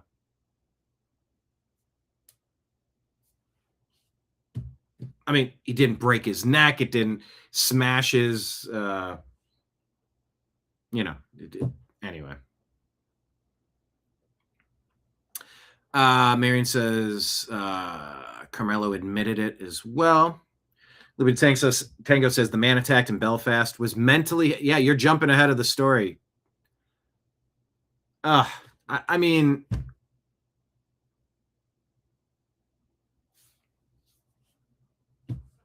yeah, we're going to get to that. Spoiler alert, the man attacked in Belfast was mentally handicapped and his eye was gouged out. Taken out. The other one completely ruined.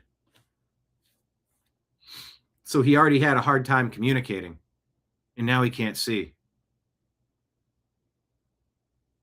Oh, and his vocal cords were cut too. Oh, so as rough a day as I'm having, trying to lay my best friend and buddy to rest, after having the very unenviable task of having to make that decision on his behalf to make sure he's not suffering. That situation in Belfast was even worse. Exculpatory. Did I say exculpatory? I think I tried to say exculpatory several times, and the word wasn't coming out. David says if they did show us video, I'm sure it would be clear. Maybe. But if there is no video, what are these people talking about? How could you be so convinced of something that you have no evidence of? Oh, David says they had Chauvin on some serious corruption stuff too. I might have heard some of that, but I'm not sure. Anyway, I just don't know how this person can be so confident. I don't have an opinion. I don't have an opinion here. Just like Karmelo was doing. I'm glad you just said that.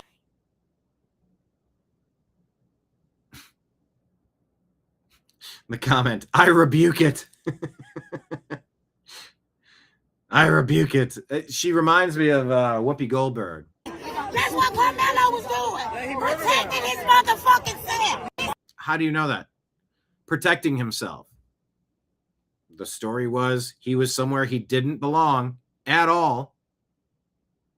Inside the tent, out of the heat and the sun, at a track meet where the track people have all of their belongings, their cell phones, their keys, their wallets, their cash. And he had zero business there. How do you defend yourself when many people claimed he was there to steal equipment, to steal gear, to steal personal belongings?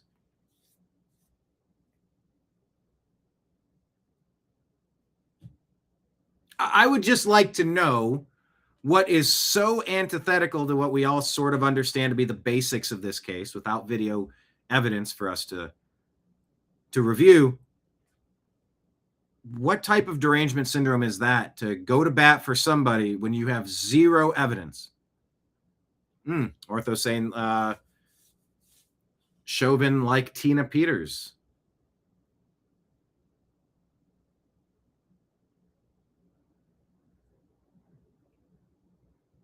Political prisoners. That's an interesting take there. David says, I think the George Floyd thing, well, I mean, it ended up sort of brushing aside corruption charge. I mean, was he ever charged with that? I don't recall that. Dina says, as for the Floyd thing, Chauvin was innocent. The other stuff was hearsay. Rob says, every time there's an event, the reprobate all come out. Well, Trash Panda says, she looked like one of the worm things in Tremors. I don't have an opinion. I don't have an opinion here. Do they do that with the spinning the braids?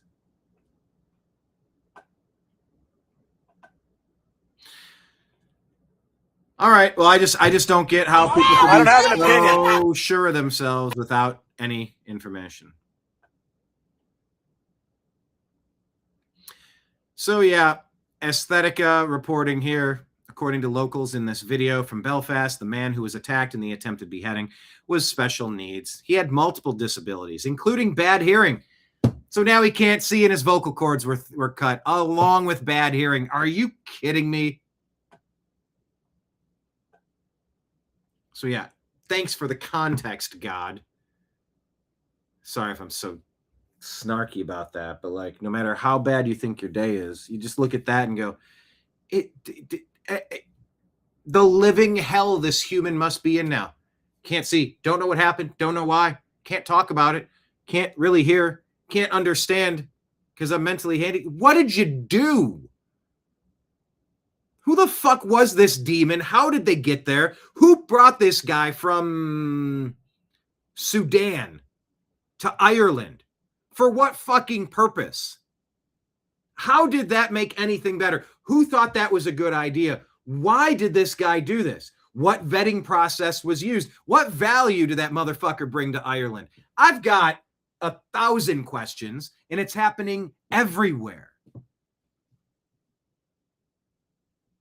The absolute hell that this demon has caused that mentally handicapped individual. Special needs, we'll call it. Hear no evil, see no evil, speak no evil.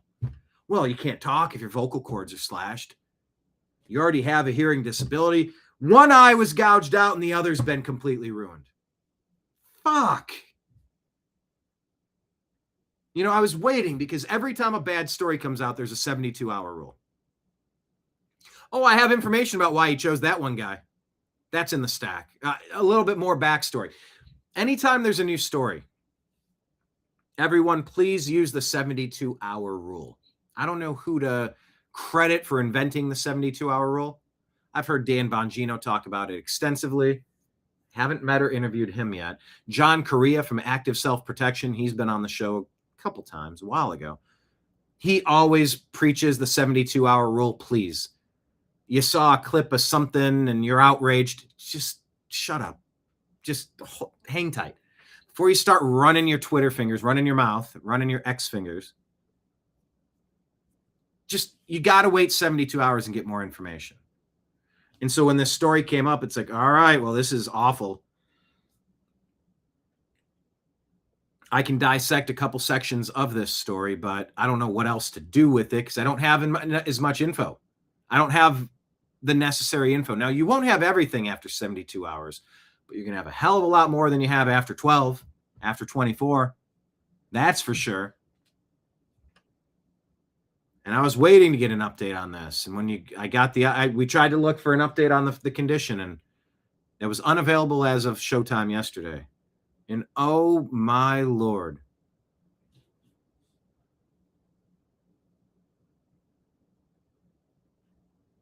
Yeah, an onlooker is afraid to call the police or intervene.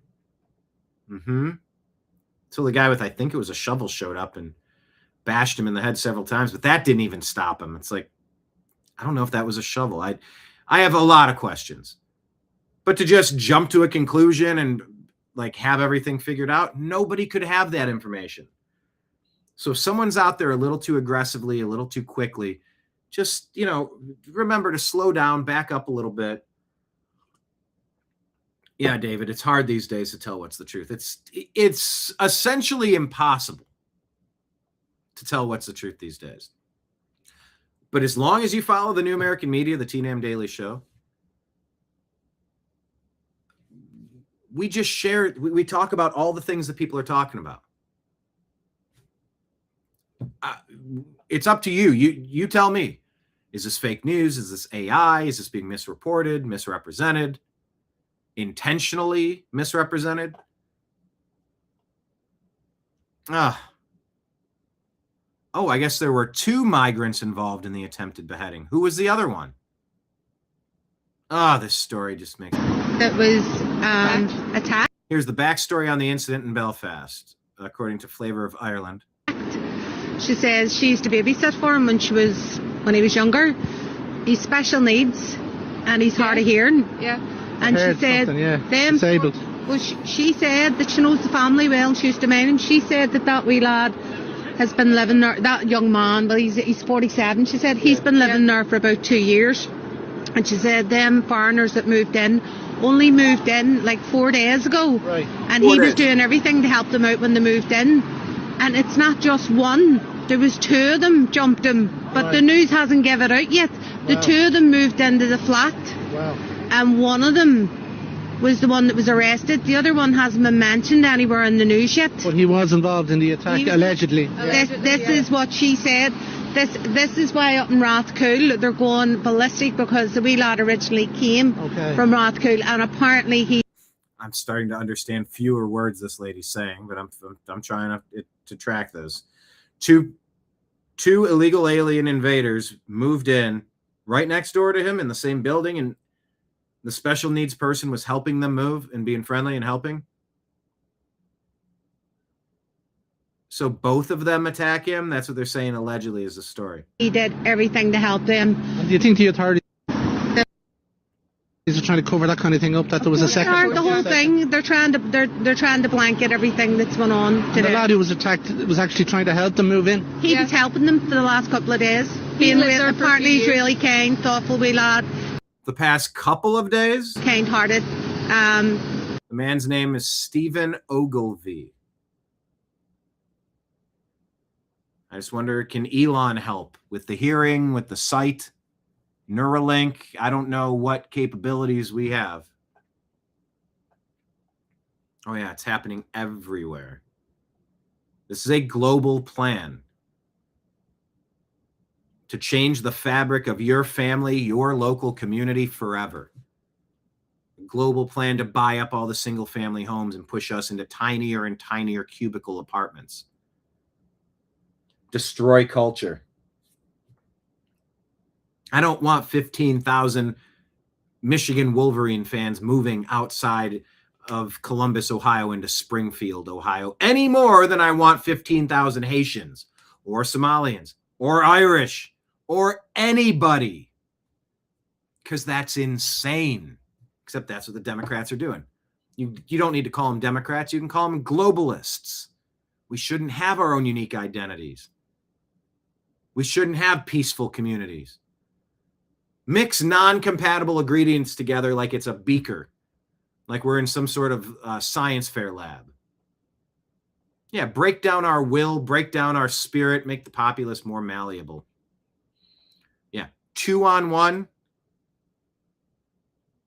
2 able-bodied people on a special needs person. And that's the thing about the Karmelo case. They're only saying that it's going to be 30 years. He's eligible for parole in 15. No, that's not enough. Yeah, media controlled by the globalists, and it is what George Soros wants. Yeah, this story. That's what she said. She says, Margaret, he's the type of man, he would have done anything for anybody.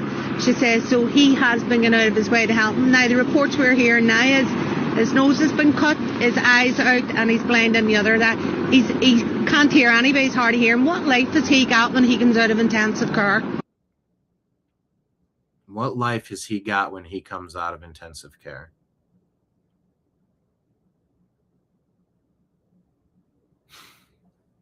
We talked about MAID in Canada. We talked about pet euthanasia, suffering. What type of life does this Stephen Ogilvy have when he comes out of intensive care? He's trying to cover that kind of thing up, that there was a second. The whole thing. So we'll see if there's a second person. Russia Today shows this. Police Service of Northern Ireland police do not share footage, say they, of Belfast beheading attempt on social media. Hey there, guy.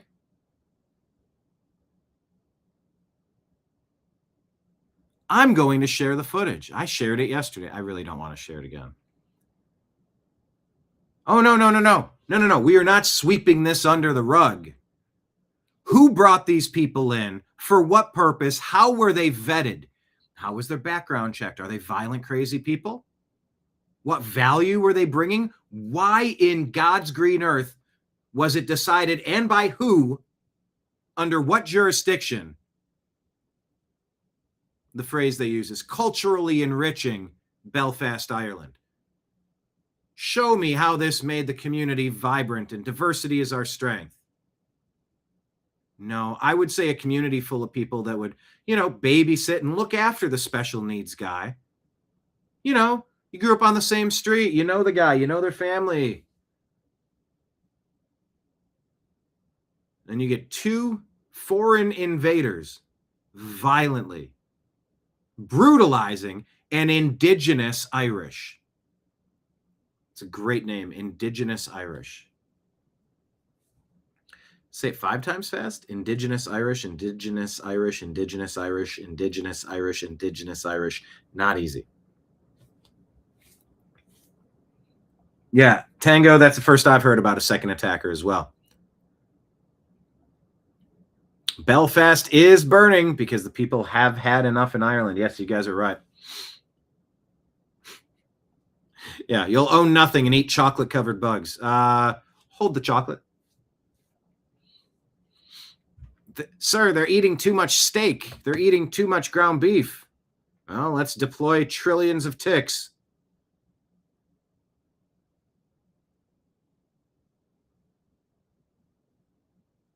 Yeah, bioweapons attack. Do not share footage. No, we're going to share it. We're going to be nonstop on this. He says, we all remember over the last 2 years, significant disorder that only led to damage. Oh, yeah. 44-year-old Stephen Ogilvy. Okay. Belfast burning. Here we go. No volume here. This claim unverified, but they're saying a house in Belfast that was occupied by immigrants is torched. Is that the one where these two people live that just moved in? Attempted beheading of a local man by a Sudanese migrant. Locals keep breaking into migrant homes. Houses in multiple occupation, HMOs. A form of taxpayer-funded housing for asylum seekers. Go seek asylum somewhere else. It's every nation is a college. How are you going to improve the college? What credentials do you have? You don't just get in. Oh, yeah, Europe's been conquered. Absolutely conquered. Do they have the resolve to save their nation while they still can? Crazy Eddie's airline imported the crazy Eddie. You got an Ireland contact? All right, we'll contact him. Thank you for the super chat, Liberty Tango. Appreciate you. As I said before, any love shown to the show today, it's going to go to the few. I don't even know. I just barely signed. But it's like $300, $400, $500 for Nimbus's final expenses. So anything that comes in today, it's going right to Nimbus's expenses. Thank you to everybody. I appreciate it. Liberty Tango, time to storm the Bastille. I mean, most of Europe has fallen.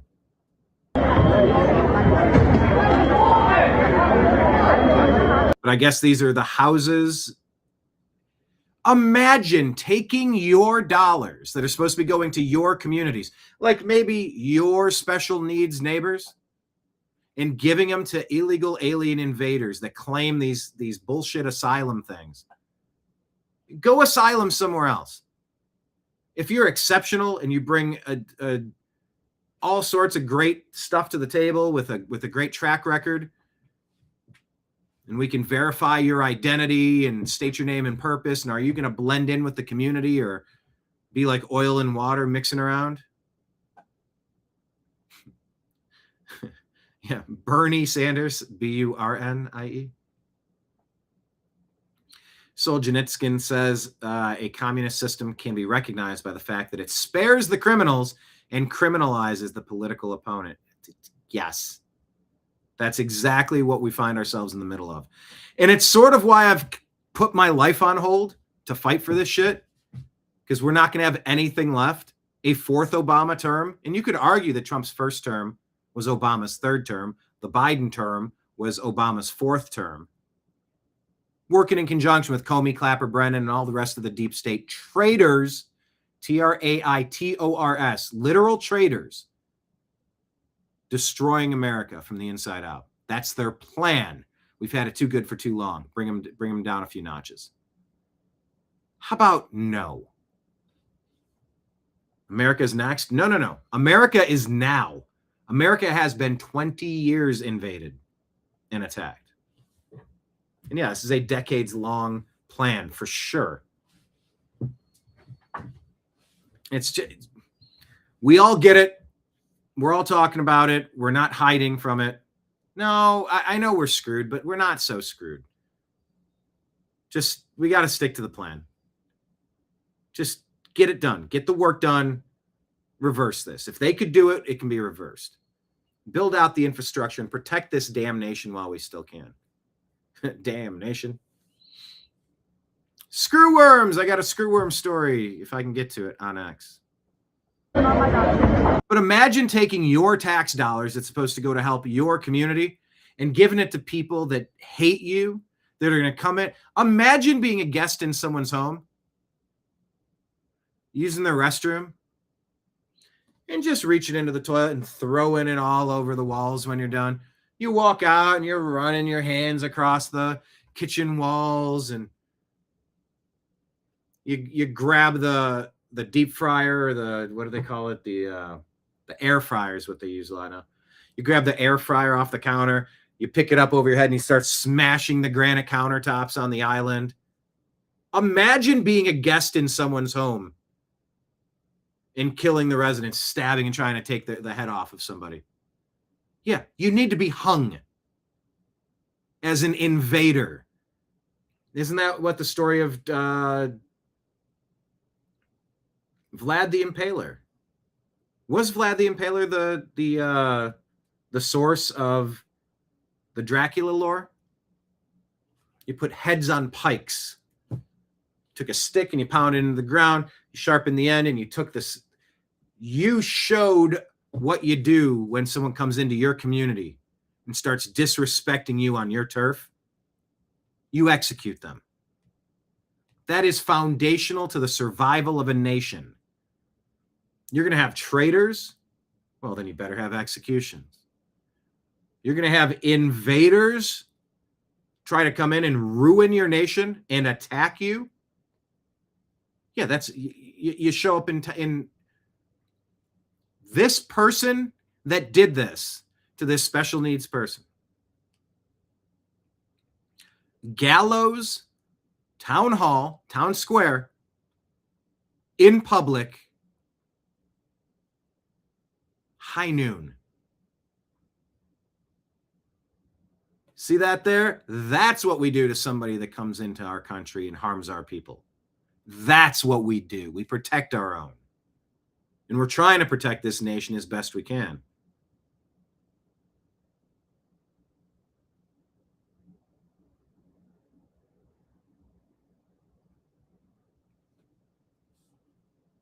Taking your tax dollars to take up housing that needs to be used for your people, to give it to people that are going to come in and abuse you. Oh, hell no. Do I condone burning down an HMO, houses in multiple occupation, which is a form of taxpayer-funded housing for air quote fake asylum seekers? Asylum seekers. Go back to your home and figure it out. I don't give a shit. It's not my problem to worry about you, especially when you haven't been properly vetted, especially when we see these stories in the news way too often for my liking. Way too often.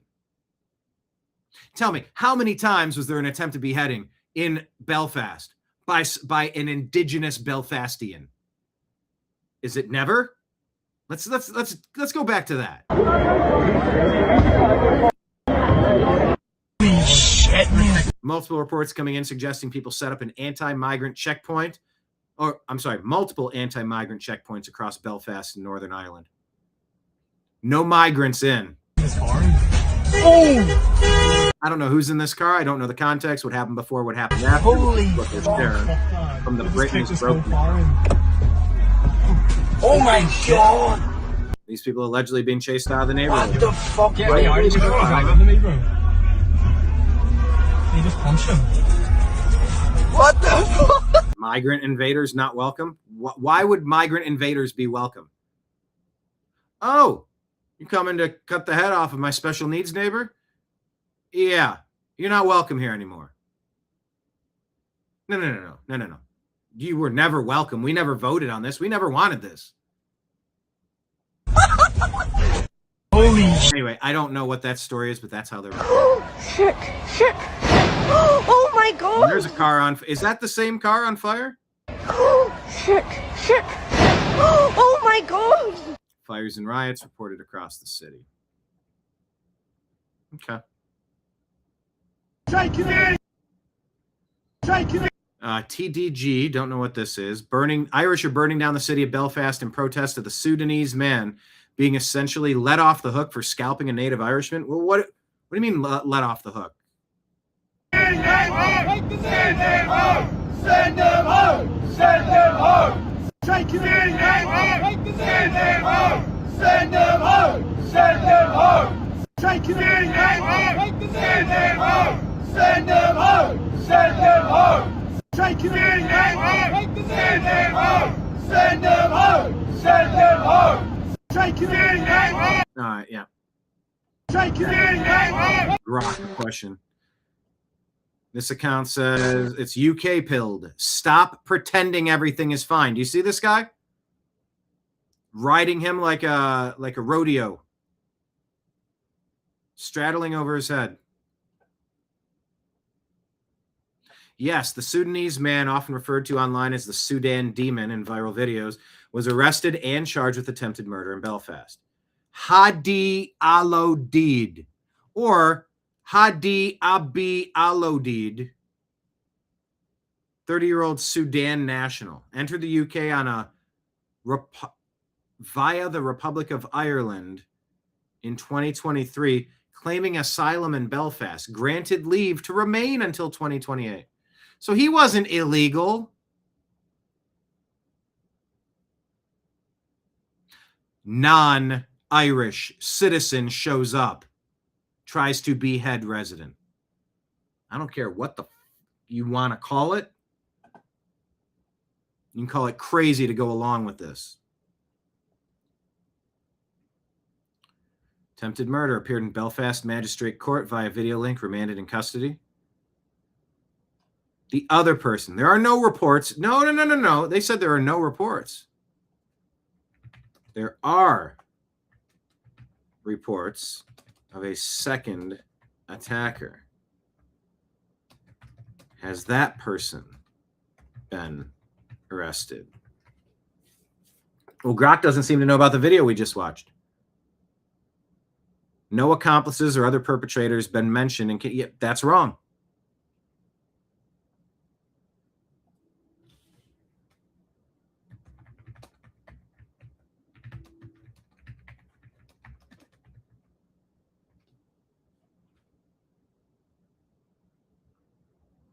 First man. Oh, no, second man. No, see, they're not getting it.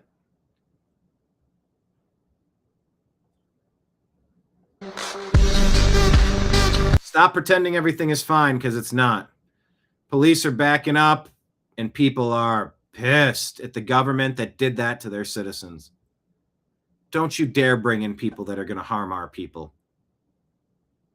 Don't you dare bring in people that are going to harm our people.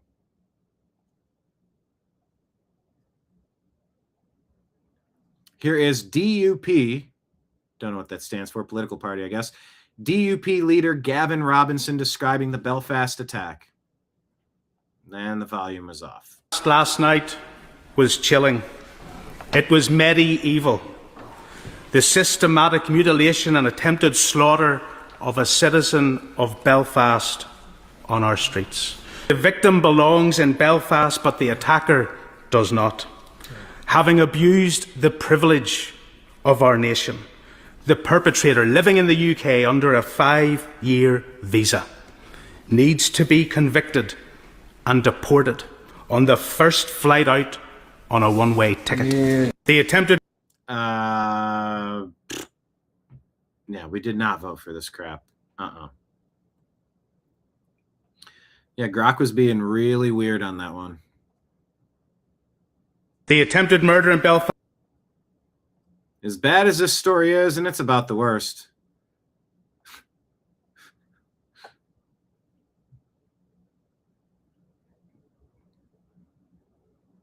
No, he's not.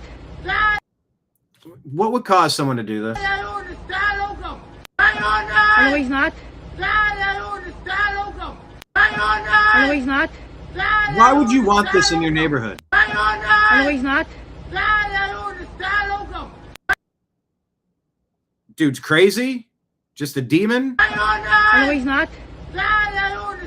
This is nightmare fuel.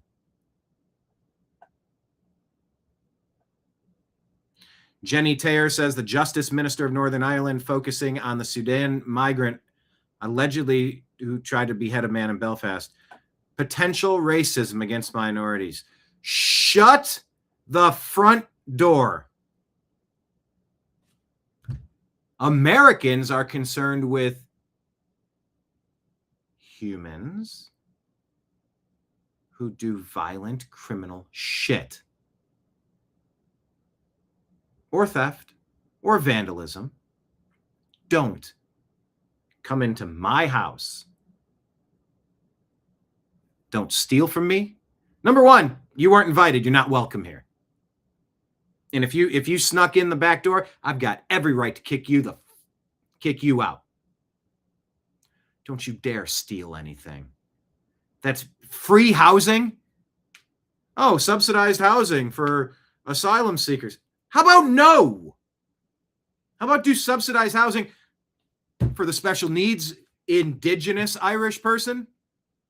Nobody voted for this. Nobody fucking wants this. Anywhere. Not Springfield, Ohio. Not Belfast, Ireland. Nobody wants this. But the deep state wants it. They want to demoralize us. They want to lower our quality of life, raise our living expenses, and brutalize us. And then come after us if we notice that the invaders are acting like an invading army because we're under attack. Oh my God, we're so bad for noticing that it's raining outside. Oh, sure is a hot one. How dare you notice it's hot? You're a cold phobe. You're heatist. Fuck you. 20 years of the Obama doctrine.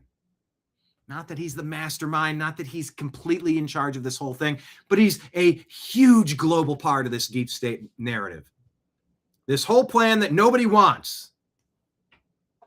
Yeah, a demon in a meat suit, exactly. Yeah, the witness saw two men attack the victim. She spoke out about what people are saying.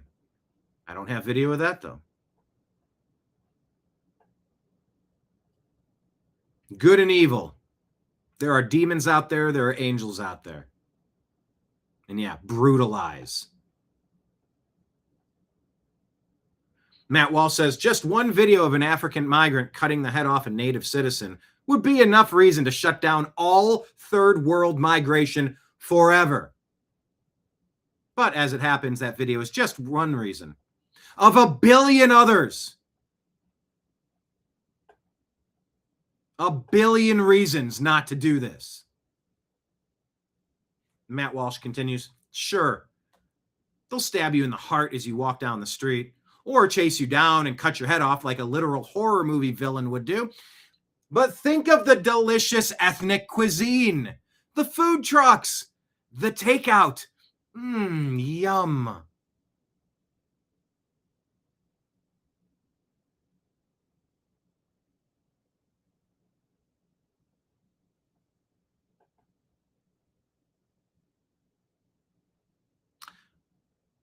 There's a Norm Macdonald joke. Let me see if I can get it. Norm joke about backlash.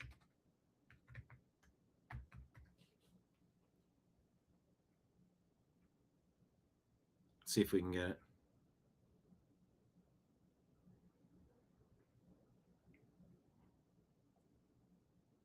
Oh, let me do this in the other order. The Daily Wire says, what's terrifying is if third world migrants were to behead Europeans, imagine the backlash against third world migrants.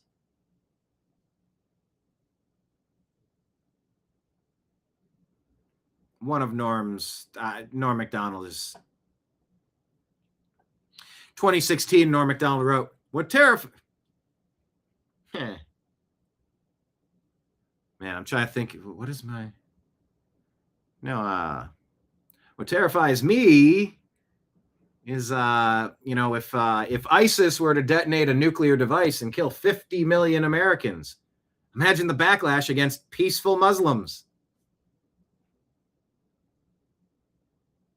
What terrifies me is if ISIS were to detonate a nuclear device and kill 50 million Americans, imagine the backlash against peaceful Muslims. I'm sorry, your priority is what now? Your priority is what now?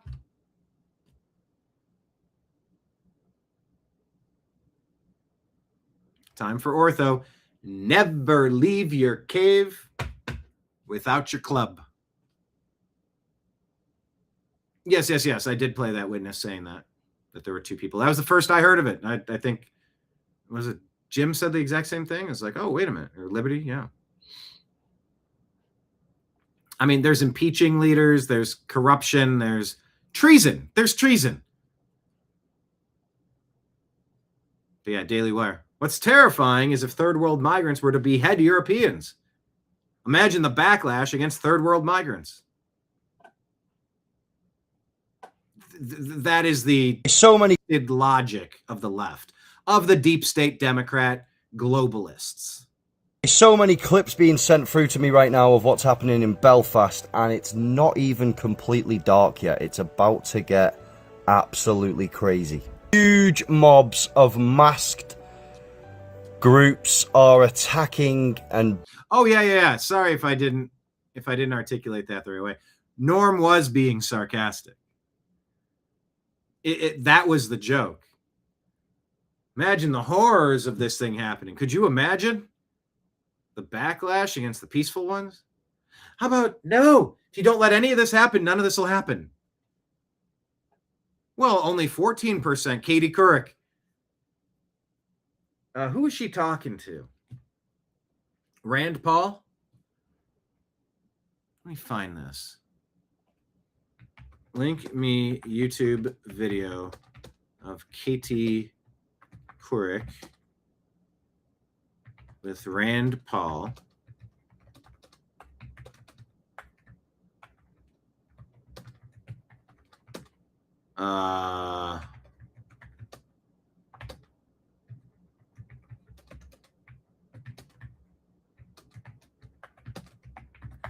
Let's see if Grok can give me an X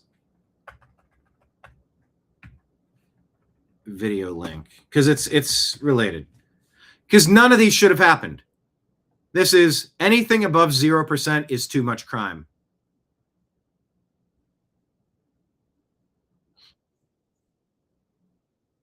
Oh, it was 14%. Man, did I remember that.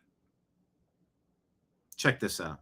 Less than 14% of nearly 400,000 immigrants arrested by ICE in President Trump's first year back in the White House had charges or convictions for violent criminal offenses, according to an internal Department of Homeland Security document obtained.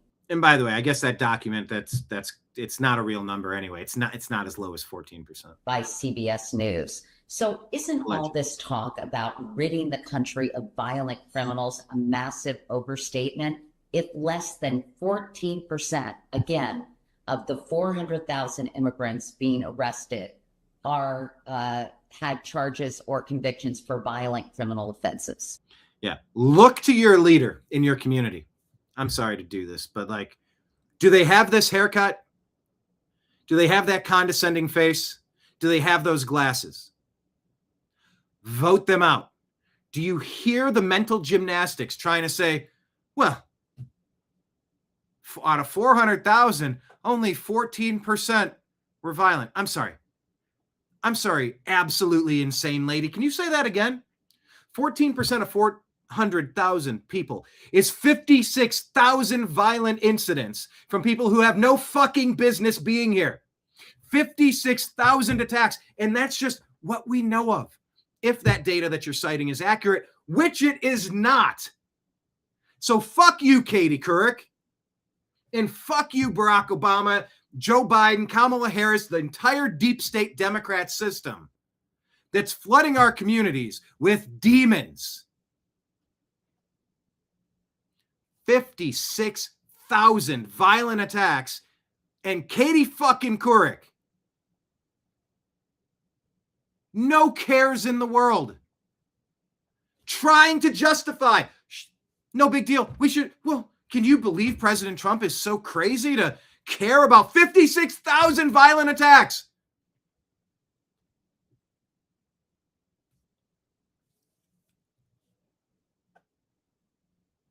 Less than 14% of nearly 400,000 immigrants arrested by ICE in President Trump's first year back in the White House had charges or convictions for violent criminal offenses, according to an internal Department of Homeland Security document obtained by CBS News. So isn't all this talk about ridding the country of violent criminals a massive overstatement if less than 14%, again, of the... A massive overstatement of 56,000 violent attacks? Are you fucking kidding me? You cannot vote Democrat anywhere. Democrat, globalist, deep state, whatever you want to call them. The 400,000 immigrants being arrested. Oh my God. Are had charges or convictions for violent criminal offenses. Well, I think the facts make a difference, and so that's one of the questions we will ask. And so when you come to Minneapolis, if they have a policy that says, oh, we're not going to turn over from our jails nonviolent prisoners, people who are, I don't know why you're in prison if you're nonviolent, but maybe you have a drug crime that's a nonviolent. I think there are plenty of nonviolent people in prisons. But the thing is that's not their policy. Their policy is we will turn no one over. So you can be, you beat somebody half to death, you get an assault charge, and you're in jail for a couple years, and somehow you're getting out on parole, and you're not going to be turned over and you're illegal. I've got a problem with that, and so do probably most independents and Democrats. But that's what we have to ascertain. And the thing is that's not the policy of Mayor Fry. He did not come forward and say, we're not going to turn over nonviolent prisoners. He just simply said, we're not going to cooperate at all. And if you do cooperate, and this is Ellison's edict to them, it's actually against the law for you to cooperate. So if you happen to have a Republican county and a Republican judge who wants to turn over people in jail once their term has expired to be deported, they've actually made that illegal. And so we should have a debate in our country whether that's advisable. And I think most people are in the middle. I think most people actually hate what the use of force that they saw with Alexander Preddy. But I think if you ask them, if a guy's committed rape and he's in prison and he's going to get out, do you want him deported? I think people would say, hell yes, he ought to be deported. But having said that, though, what about the 14%? Such a low percentage of 400,000 people. Such a low percentage? She's fucking guys, I'm sorry. I sometimes care about cussing, and I'm trying not to on average, but I'm losing my mind. She is still trying to hammer home a point that it's no big deal that there's 56,000 violent attacks when there should be zero from people who have no business here, don't belong here, don't assimilate, don't respect the place, that's allegedly just...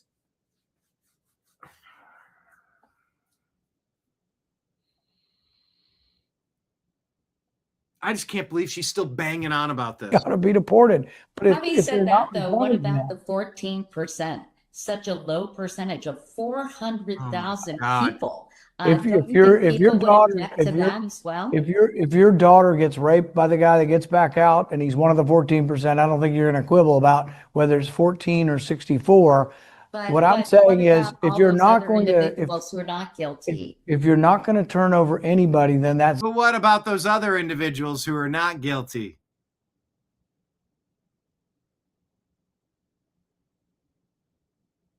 What about them? I don't care. You know what I care about? Erasing 56,000 violent attacks in our home.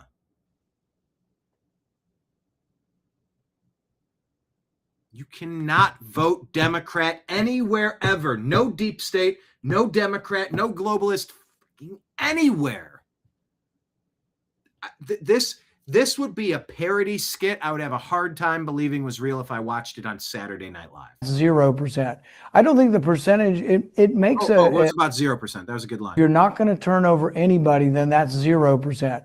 I don't think the percentage, it makes a halfway argument to how much effort we have. But if Minnesota's not going to turn over anybody, the whole argument, whether it's 14 or 86, doesn't mean anything. So if they're not turning over anybody, then inevitably there are many emotional cases. You know, the Lake and Riley case of a guy that had been arrested, should have been deported. He was a thug. He was arrested multiple times up in New York. The government paid to send this thug to look for a job in Atlanta. It was almost like, we'll give you a bus ticket so your crime committing person we'll send you to some other state. Yeah, you'll be someone else's problem now. That's what a lot of these countries were doing, emptying out their insane asylums, emptying out their prisons. Oh, Trump's making that up.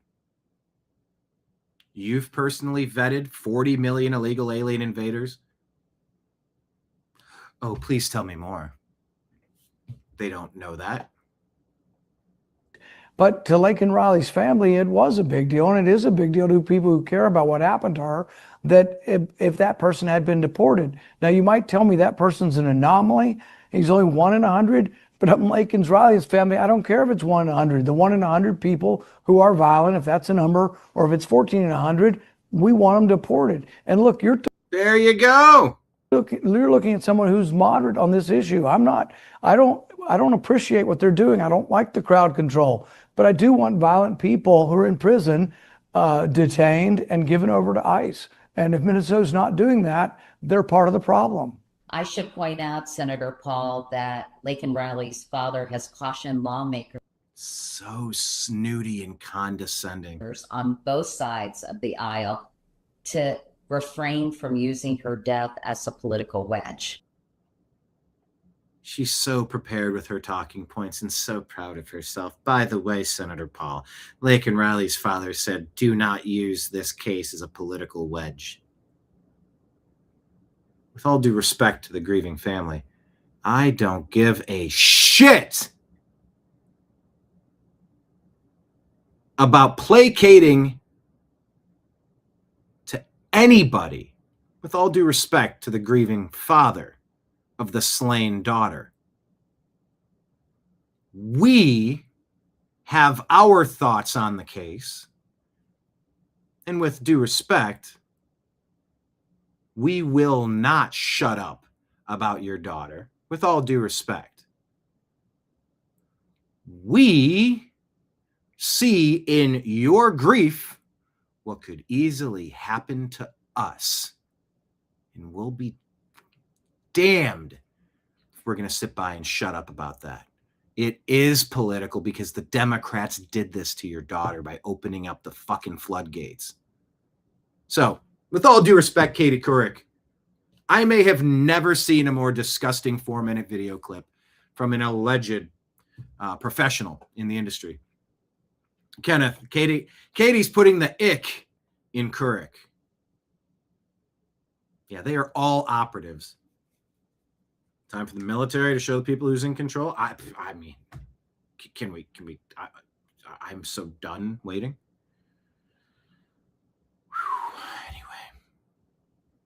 I've been holding in a lot of this stuff, just kind of biding my time. Did someone say Joe Biden? Come on, man. You know the thing. Burning and protesting, and it's just a clear sign of when tonight dawns. He thinks it's going to go crazy. Anyway, there's music over it, so I'm going to keep scrolling. Frisco, Texas, Elijah Schaefer shows a black man holding a White Lives Matter sign, assaulted outside Karmelo Anthony trial. It's like my full-time job. No, I just punched him. Hey, officer, you assaulted me. That's assault. I was just standing there, bro. He hit the sign, nigga. He didn't hit you. Yeah, he did. It goes through. It's hardcore. It goes through. How old are you?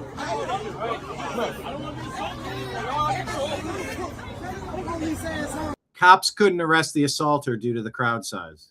I'm sorry, what? That's not a thing. Arrest him. Since when does nothing make sense anymore? Well, I couldn't get the mail because there was mail in the mailbox. Huh? Get the fucking mail. Well, we couldn't deport him because he's here illegally. Get him out. Well, we couldn't go get the groceries because there's groceries at the store. Go get him. every day I see stories. I go, well, why? Well, why can't we do it?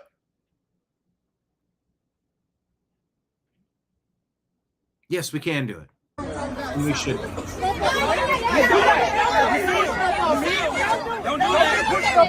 that. Get away from there.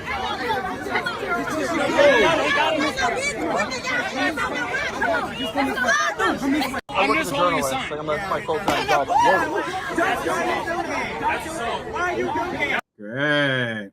I'm a journalist. New York, I know you said you were. Tom Homan giving a press conference here. Here's a brief update on what's going on with New York. New York, I know you said you were going to surge ICE agents there. Can you tell us when we can expect that to happen? No. What can we expect to happen? You can expect more ICE agents go to New York because Governor Hochul signed legislation that ended our 287G agreements, where one agent can arrest one bad guy turned over by a jail. Now we got to send a whole team to look for that guy. So she took the efficiencies of the jails away in the 287G agreement. So it's math. One agent can arrest one bad guy in the safety and security of the jail, which is safer for the alien, safer for the agent, and safer for the community. But she decided to kill all that, so now we got to send more agents to do the job that would have took one person. Secretary, what for you? Are you confident in New York? I know you. Full steam ahead. Okay. Well, New York did that to themselves. Let's see if they can push to get their Summer of Love 2.0 moment. Seems like that's what they're focused on. Sudanese murderers are coming to the United Kingdom. Tell me where you came from. No one. Where? Where did you come from? They won't talk to me. They won't tell me where they've come from. They're protected by women and NGOs. If they're fleeing war... And look at that. It's the old white women. It's the awfuls. The angry white female leftist. The awfuls. Angry white female leftist. Or affluent white female liberal. It's like out of central casting. Oh, here's a kindly old grandmother that's completely brainwashed and acting like a foot soldier for the deep state. Why are they fleeing their wives? Why are they fleeing their families? That's a great point. Oh, you're seeking asylum? You're coming here on your own, without your wife, without your family? What, you want an anchor situation to bring 10 people with you? You're fleeing because it's so bad over there, but you're not going to take your most precious people, your children and your women? Seems like an invasion to me. That's an act of war. Nah, I'm going to treat it like that. It's lies. It's lies. There you go, angry white female leftist. 1, 2, maybe 3, maybe 4. Safe country. France is a safe country. They don't want to stay in France. They don't want to stay in France. They don't want to stay in France. Yeah, they want to come to Britain. You're all headed towards Britain illegally. Someone tell me where you came from. Maybe the tide is shifting. Maybe. Someone tell. Oh, God. Europe in 2026. Here's a tale of 2 pictures. I've been stabbed. I can't breathe. I don't think you have, mate. There you go. There's Europe in 2 pictures. Eyeballs and vocal cords, special needs. Attacked, lied about, handcuffed. Not helped, bled out. Okay, awesome. That's just...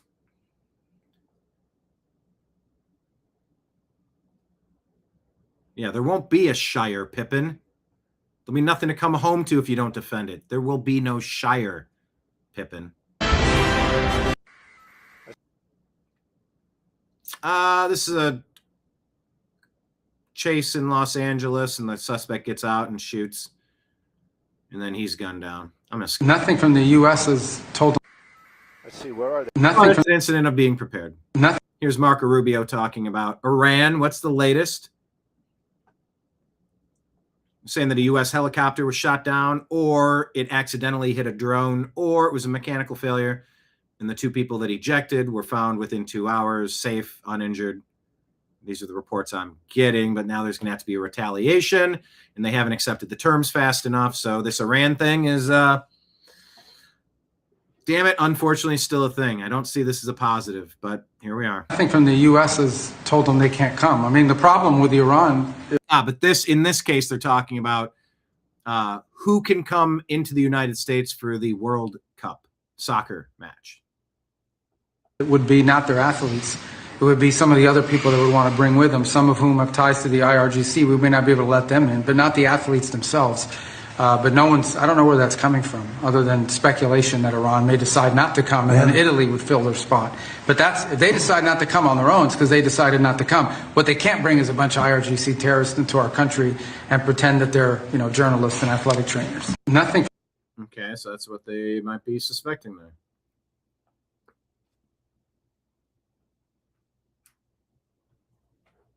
That's the reason they're given. Kenneth, as I've reached my twilight years, does it have to be in the Twilight Zone? Imagine if you will. No Shire, no Starbucks. No soup for you. Nothing from the U.S. Anyway, World Cup's here. In the comments, does anyone care about the World Cup? I do not. I tried to care once, and it was boring.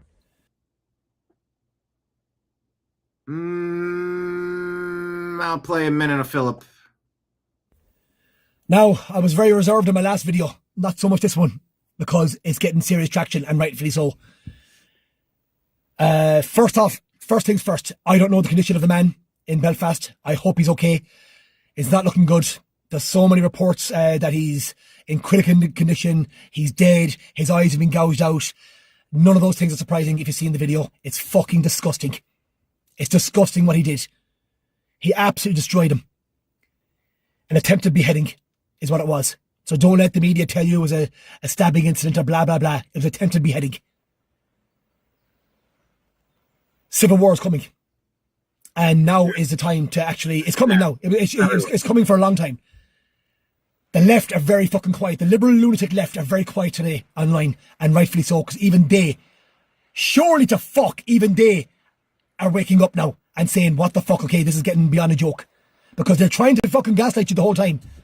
Stop sucking the government's cock, liberal left. Dickheads. If you stand with the right side of history, you actually might get the government out. But if you keep sucking the government's cock, then no, you won't get it out. Surely to fuck now. Mary Lou McDonald has a lot to answer for above north. Micheál Martin, Keir Starmer, Simon Harris. These are our fucking leaders. Our leaders. It's going to get worse. They're not your leaders. They were installed to dismantle and destroy and demoralize you.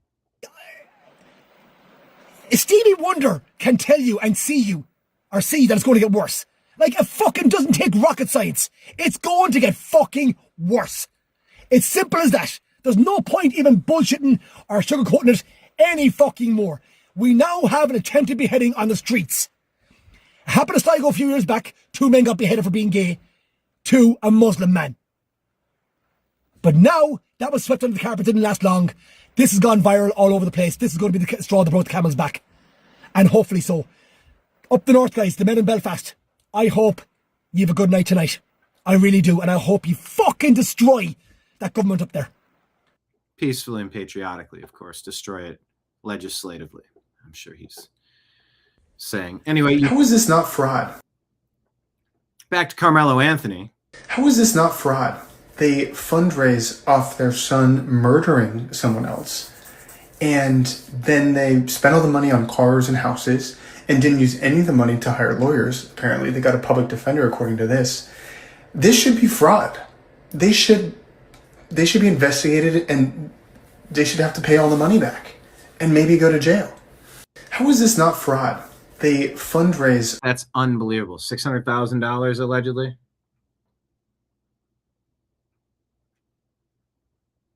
Almost unbelievable. Hold on. How is this not fraud?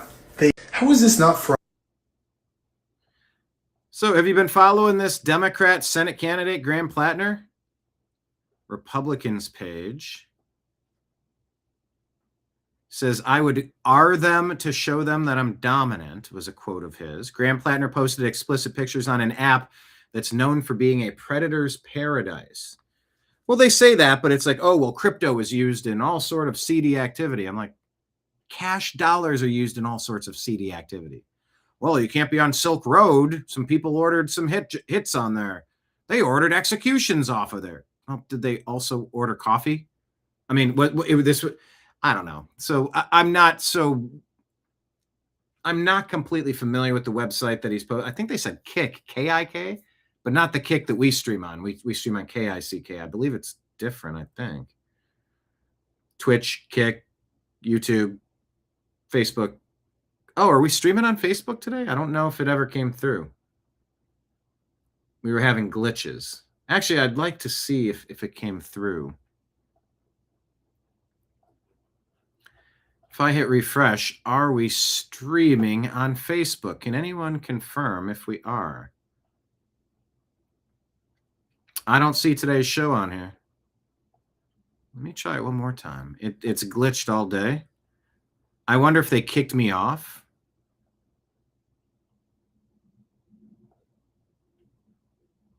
I need to switch to my personal profile to continue. Okay, so just connect it. But I think we're disconnected from Facebook now.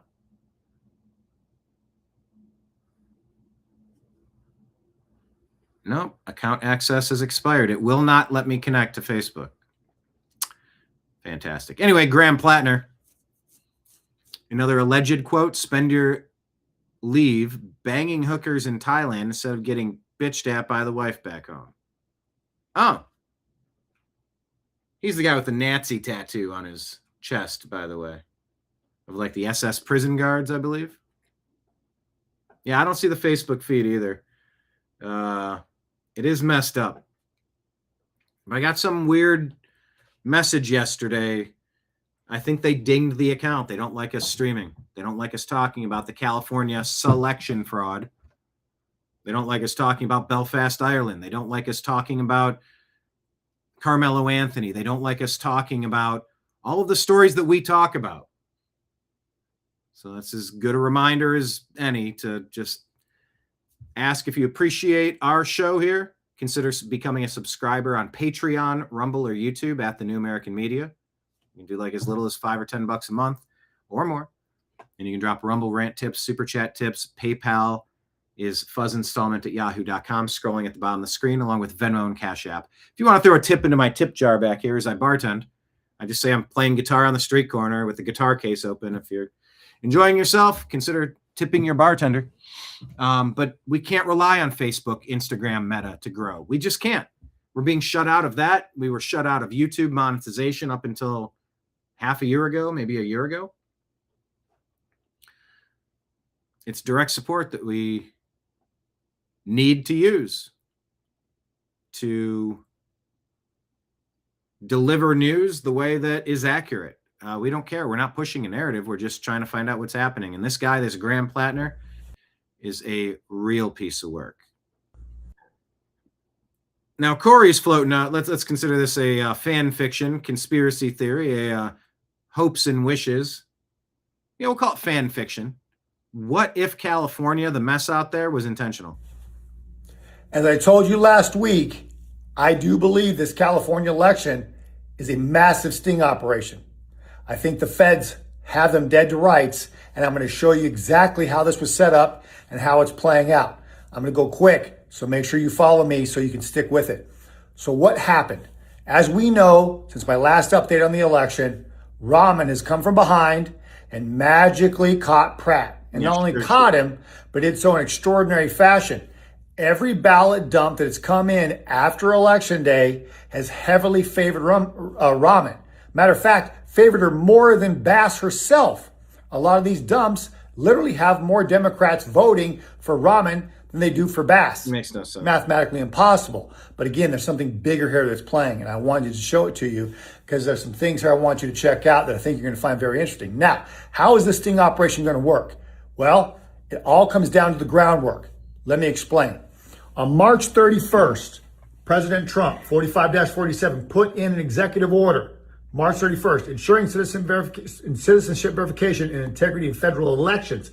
Now, let me explain this to you. This is mainly directed at the post office and the postmaster general. In my last reel, I told you I thought they were going to use the mail to run a sting operation to where they could cash these fraudulent ballots. And this executive order sets that all in motion. How? The post office was ordered only to send out mail-in ballots and to accept mail-in ballots back that were sent to verified U.S. citizens that were properly registered and had a verified address. Everybody else, they're not supposed to send out the ballots to or accept them back from. That's what was put up. Now, what was interesting is last week, before this election took place, a federal judge actually upheld this executive order. A judge in D.C. declines to block Trump's executive order on voting by mail, which means that executive order was and is still in place. So how are they going to be able to know these guys? All those mail-in ballots that are coming back in that are heavily favoring Rahman, okay, no coincidence there, are those legit? Are those coming from U.S. citizens verified by the postal office? Are they confirmed with real addresses, living in California? Remember, not deceased, not illegal, okay, and can't be living in a porta potty where we've seen a lot of these registrations. So are they legit?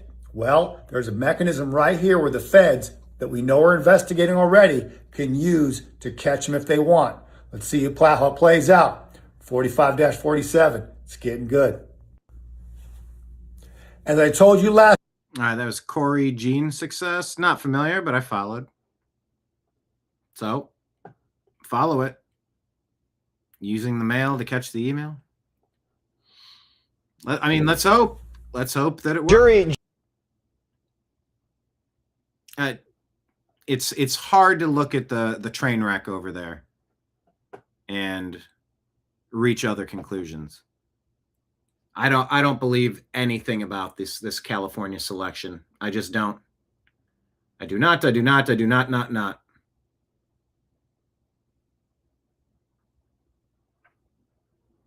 And you can't force me to.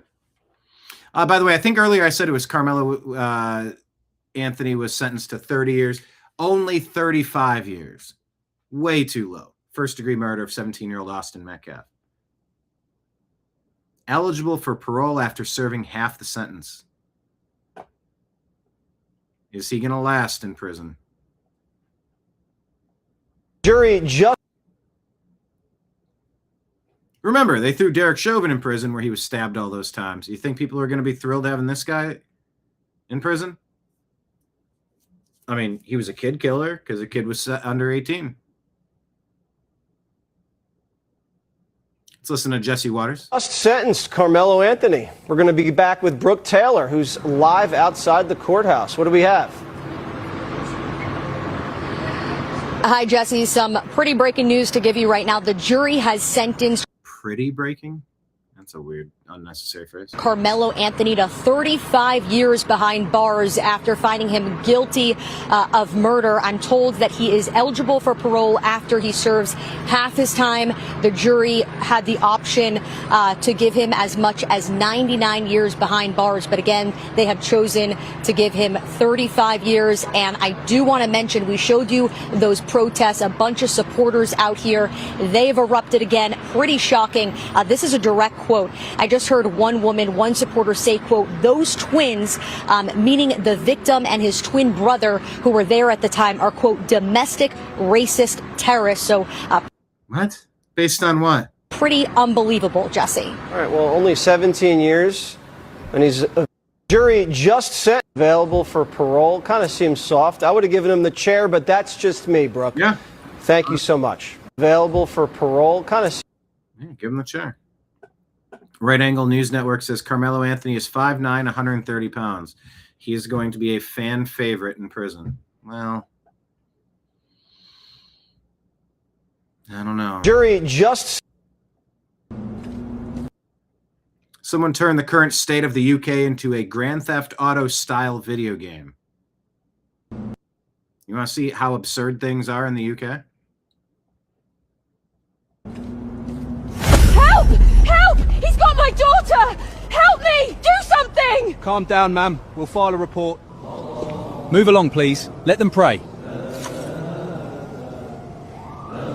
I said London feels dangerous now. That's not a crime. Stop resisting. They're fighting right there. I only posted the truth. You're arresting me for a post while they're beating each other in the street. Delete the post. This country's finished.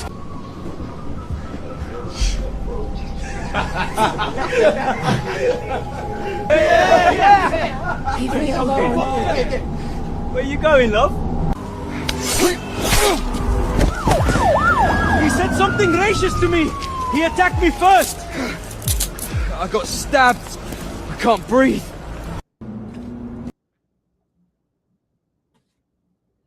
Tough day to cover the news. Like this is all just, if I were king for a day, I'd wave the magic wand. These things are, things don't have to be this way. Yet they are. People say, where's the evidence?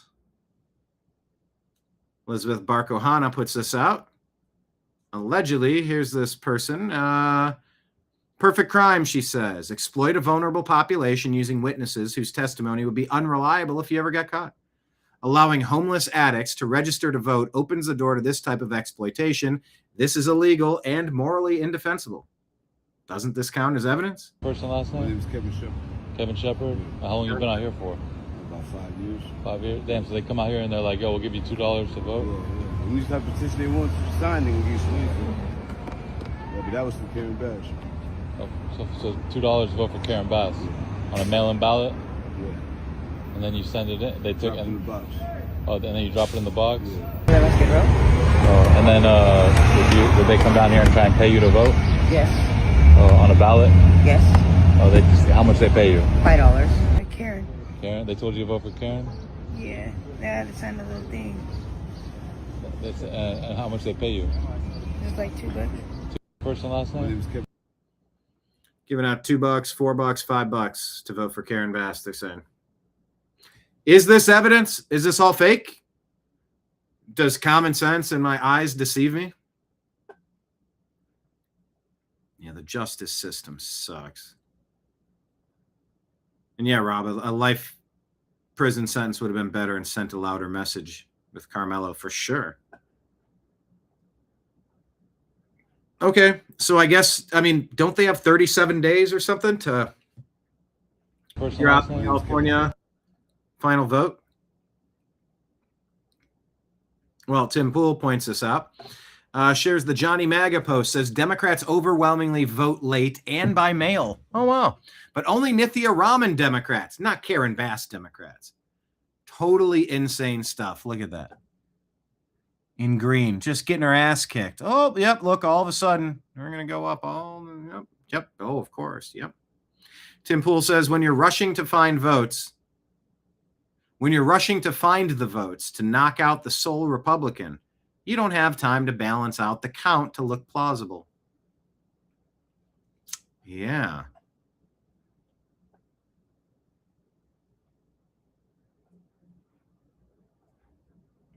It's literally unbelievable. What's this? Americans will call the UK crazy for allowing certain subgroups to carry weapons and not others. Like the Sikh. For some reason, Europe is like, oh, yeah, I guess we don't need to be armed to defend ourselves. Yeah, you do. You're allowed to. You're a human. You're not allowed to use weapons in violence to other people, but you're allowed to defend yourself. And if you're not, you need to remove those people immediately from positions of power and change the rules, I would say.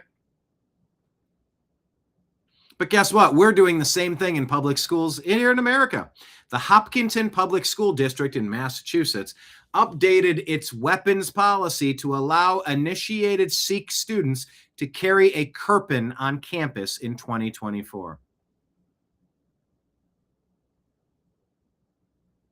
You can carry small, dull blades. Well, as long as they're small and dull. Like Carmelo Anthony, maybe. They adopted a weapons policy. 3-inch long blades. A small, dull blade. Worn as part of their religious identity. Once again, I call on the Pope to make Christian identity a pistol and a knife. That's Christian identity. Carry it always. A shepherd must tend to their flock. I'm sorry, man. What is the... Nick Freitas is always great with these. I'm sorry, man. What is the question? But what do you want us to do at this point? Outside of the Karmelo Anthony show. What? I'm lost for it. I don't know what to do. I got 5 boys. I don't know what. I ain't got nothing to tell them no more. Ah, okay, cool. You just tell them, don't stab people. That should do it. I'm sorry, man.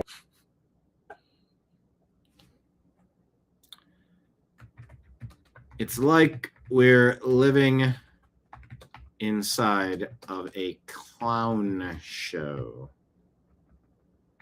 In it. Edna. I'm sorry, man. What is the question? You've come down. This grandma talking about the cops in the UK. You've this is how beaten down the people in England are. come down to protest today. What is it that brought you down here? Because, in my opinion, I feel that the police are now so racist towards anyone white or English, or anyone who even looks like me. I would never dare speak to them to report crime. I would not email them or phone them. I do not trust them not to be racist towards me. And at a residents' meeting on Thursday, I was not able to come here last Thursday because I went to a residents' police meeting. I told the police straight, I will never report crime to you. I will never speak to a police person alone. I do not trust you. You are racist towards the English and white people. And we will not stand for it. You've come... I mean...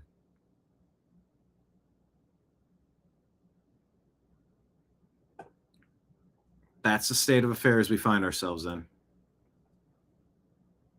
Things happening in the UK, they're not completely unrelated to what's happening across America, across Canada, across Central America.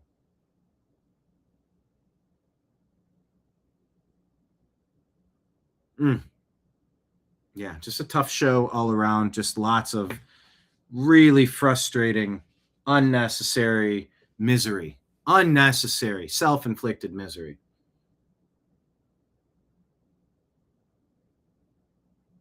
But yeah, Liberty Tango says the Leos, law enforcement officers in Europe and Ireland, England, complete fools. Those who enforce tyranny, are they themselves a tyrannical force?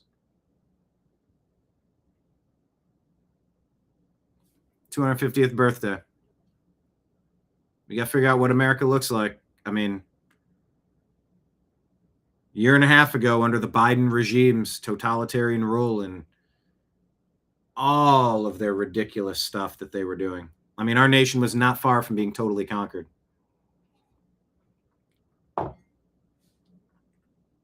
It's bad in Europe, and it could be just as bad here. So let's try to avoid that, shall we? What I can't avoid today is the fact that this is going to conclude the program. I have more stories that I would like to get into from our X account, but I took time to engage with your comments a little bit today. And of course, we had our wake for Mr. Nimbus. Yeah, I think doing a show in the evening is possible. I really do. I had an emergency yesterday. That was off the table. I don't know if my head will be in the right spot or if I could do one this evening. But I do have other different stories that I would like to share with you off our X account. But in the meantime, follow us at American_media_. Please. Link up with us in all the places. And stay tuned, because if I'm able to, if it makes sense, I would like to do a show in the evenings, maybe at 9 o'clock. I don't know. I'm just floating that out as a possibility. I don't know if 9 will be too early or too late or perfect, but yeah. Thank you for all the love, people. Rob says, great show. Evening show would be awesome, too. Yeah, so if I took an hour off of this show, I'd still hit 2 hours. That's going past my 90-minute, hour and a half, because a 3-hour show is easy for me. There's so much to talk about, and, you know, I love playing tennis off of your ideas, your comments, your jokes. I could do a more focused show. I'd just have to be like a racehorse and put my blinders on. You know, I could power through, but I think it would be a lot less fun. I think trying to, like as a bartender, if I was back there working and I was just running my mouth and nobody was interacting with me, like that would be psychotic. But it would be it would be psychotic. Probably not a good example. Could you imagine a bartender just talking to himself while everyone's trying to eat dinner and have drinks and talk and stuff? But yeah, I don't like conversations one-sided. I like it where we all kind of get to talk about things, and you'll bring up angles, you'll say things a little succinctly, or ask questions, or crack jokes, and there's a value in that. But I do want to get to all the stories we share on X. But link up with the New American Media in all the places: Telegram and Signal, where TNAM and TNAM chat; Facebook, the New American Media; Instagram, the New American Media. The 3 places to subscribe to us: YouTube, Rumble, Patreon. If you want to become a subscriber and be like, I like the cut of your jib, I'll sign up for $5 a month or $10 a month. Yeah, you know, $60 or $120 a year. Yeah, $5, $10 at a time, once a month. Set it and forget it. Thank you to everybody who has done that on the various platforms. Thank you who has assisted us in all the other ways, really. Yeah, times are getting to the biblical proportions every minute, and I truly believe we're in a battle of good versus evil, and that's why I do what I do. You know, I need to go back. I skimmed through it, and I thought it would be right at the end, but it wasn't, and I'm hoping that I didn't imagine it or have this conversation off air with John McAfee. But when I talked with John McAfee, I talked with it 2 or 3 or 4 times. But I think the last time I spoke with him, I thought in that video interview somewhere, it was a conversation where I said, you know, John, I don't know if any of this stuff matters. But if this stuff matters that happens while we're living this life, if it matters, which I don't know, and if there's a God on the other side, which I don't know, but I do believe in as a Christian, if there's a God, and I get to meet that maker on the other side, I want to be able to look my maker in the eye and say, with sincere, earnest honesty. Ooh, earnest honesty. That's a good one. It's another good phraseology. With earnestness and honesty, look my maker in the eye and say, I tried. Because every day I scroll through the news and I see stuff that makes my blood boil, unnecessary pain and suffering I can't stand. It's why I've fostered humans. It's why I've fostered animals, adopted animals. It's why I've worked so hard in my community to work the whole Los Angeles story of 25 buildings, 216 units, making repairs and fixing things and raising the standard of quality of life everywhere, putting gardens in all these condominiums and renovating and redoing all of the laundry rooms and finally power washing for the first time in 70 years, the carports, and redoing driveways, redoing roofs, and painting all of our buildings. Like, it was a dilapidated neighborhood, and we made a difference. And I don't know if any of this stuff makes a difference, but I'm trying to cover the stories that need attention, trying to connect with community, asking you to invite some friends to the bar tomorrow or tonight. If we're live tonight, join us tonight. We're hanging out. We're talking together. It's a little bit more interactive at this stage. I like it that way. So thank you. Thank you to everybody. Leanne. I know. Dina, we will miss you, Nimbus. Rest in peace. Yeah. Show dedicated to Mr. Nimbus. So thank you for tuning in today. Signing out on behalf of everybody out there in the TNAM universe. I appreciate you. I love you. And we'll talk to you again soon. Take care, everybody. Peace.